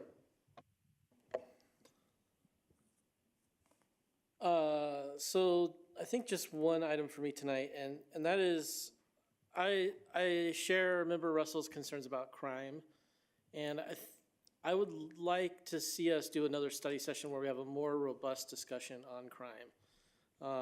And what we can do policy-wise, what we can't do policy-wise, what the challenges are relative to crime and policing in general in the city right now. Our city has a tradition of goodwill between the citizens and the police. And I want to see that tradition continue. And I think there are some things that, if left unaddressed, that tradition could change in the near future. So I would like to see if I can get consensus for a future study session where we get a briefing on some of those challenges with policing. We had last week's study session where we discussed jail issues, but that's just one component of the problem. And I think that we can attack this from multiple angles and try to find some policy solutions to the problems that we're facing. So that is my one item tonight. I'm okay with vacation. In the past, I've admonished this council, both as a private citizen and as a member of the body, that meetings that go till midnight, we don't do our best work. So that would be my one caution there is the thing I want to make sure that we do consistently is turn out the best work product for the people we represent. And if taking 2 weeks of vacation in the summer helps us do that, great. But if it interferes with that, then we have a problem and I wouldn't be able to support it. So if we can manage the schedule, then let's go. Thank you, Mayor Pro Tem. Before we get to Member Nooncamp, if we want to weigh in on getting consensus on additional conversations on crime within the city. For it, yes. Looks like we have majority, and actually I kind of want to add to it. I'm not sure if anybody read the op-ed this weekend with Mayor Hancock and Mayor Southers in the Denver Post, but they talked about some of the limitations they've seen due to recent legislation at the state level that they're seeing. So I would like to see that as part of the conversation as well, since it does seem like we have consensus on this. Nothing else. Member Nooncamp. I don't have any items, but I can weigh in on the summer recess. I don't have strong feelings. I can go either way. I would be open to 1 week, 2 weeks. You know, if we're concerned about the timing, maybe abbreviating it. Selfishly, I would prefer June because I know I have an unavoidable absence in June, but I could go either way. Thank you, Member Nooncamp. And yes, I'm in agreement with everybody here in terms of just being able to do our best work and not stacking the meetings previous to that. So nothing else from this council, so City Manager's choice. Thank you, Mayor. Just a few items. First of all, I wanted to let council know that you had a study session planned for the WIFI loan. I'm going to be asking on Wednesday the Mayor and Mayor Pro Tem to consider waiving that study session. You all approved the loan application fee a year ago. You've had 3 presentations on it related, and so we are planning on bringing that back to you in March for approval, but feel free to give any of the 3 of us or the city attorney feedback on that. Next, the groundbreaking event for the stormwater phase 2. I want to make sure that you and the public know, and we are pushing this out on social media, will be March 1st at 4 p.m. We have put that on the city council calendar. It'll be at South Lincoln Street and Union Avenue. And we hope to, really help tell the story of the work that's going on and the good work that this council has done in rate and fee studies, the good work that Public Works staff has done in the master planning. So we hope to both celebrate as well as inform with that. And then I do appreciate the request on the crime study session item. After speaking to members Noonencamp, Ward, and Russell over the last few weeks, I had given the police chief a heads up, and during my one-on-one today, he said, hey, just by the way, we're already working on a study session because we know it's probably coming. So he anticipated this, and he and his team are putting that together, and I'll make sure to add the restrictions because I don't think it's as much to Member Russell's point, lawsuits, as it is there is a sense among policing in Colorado that their hands have been a bit tied with some of the legislation. Some of that, is perception, some reality, but we definitely will include that in the presentation. And I believe that that's all I've got. Thank you, Mayor. Thank you, City Manager Lewis. With that, we are now adjourned. It is 9:35. Have a great week, everyone.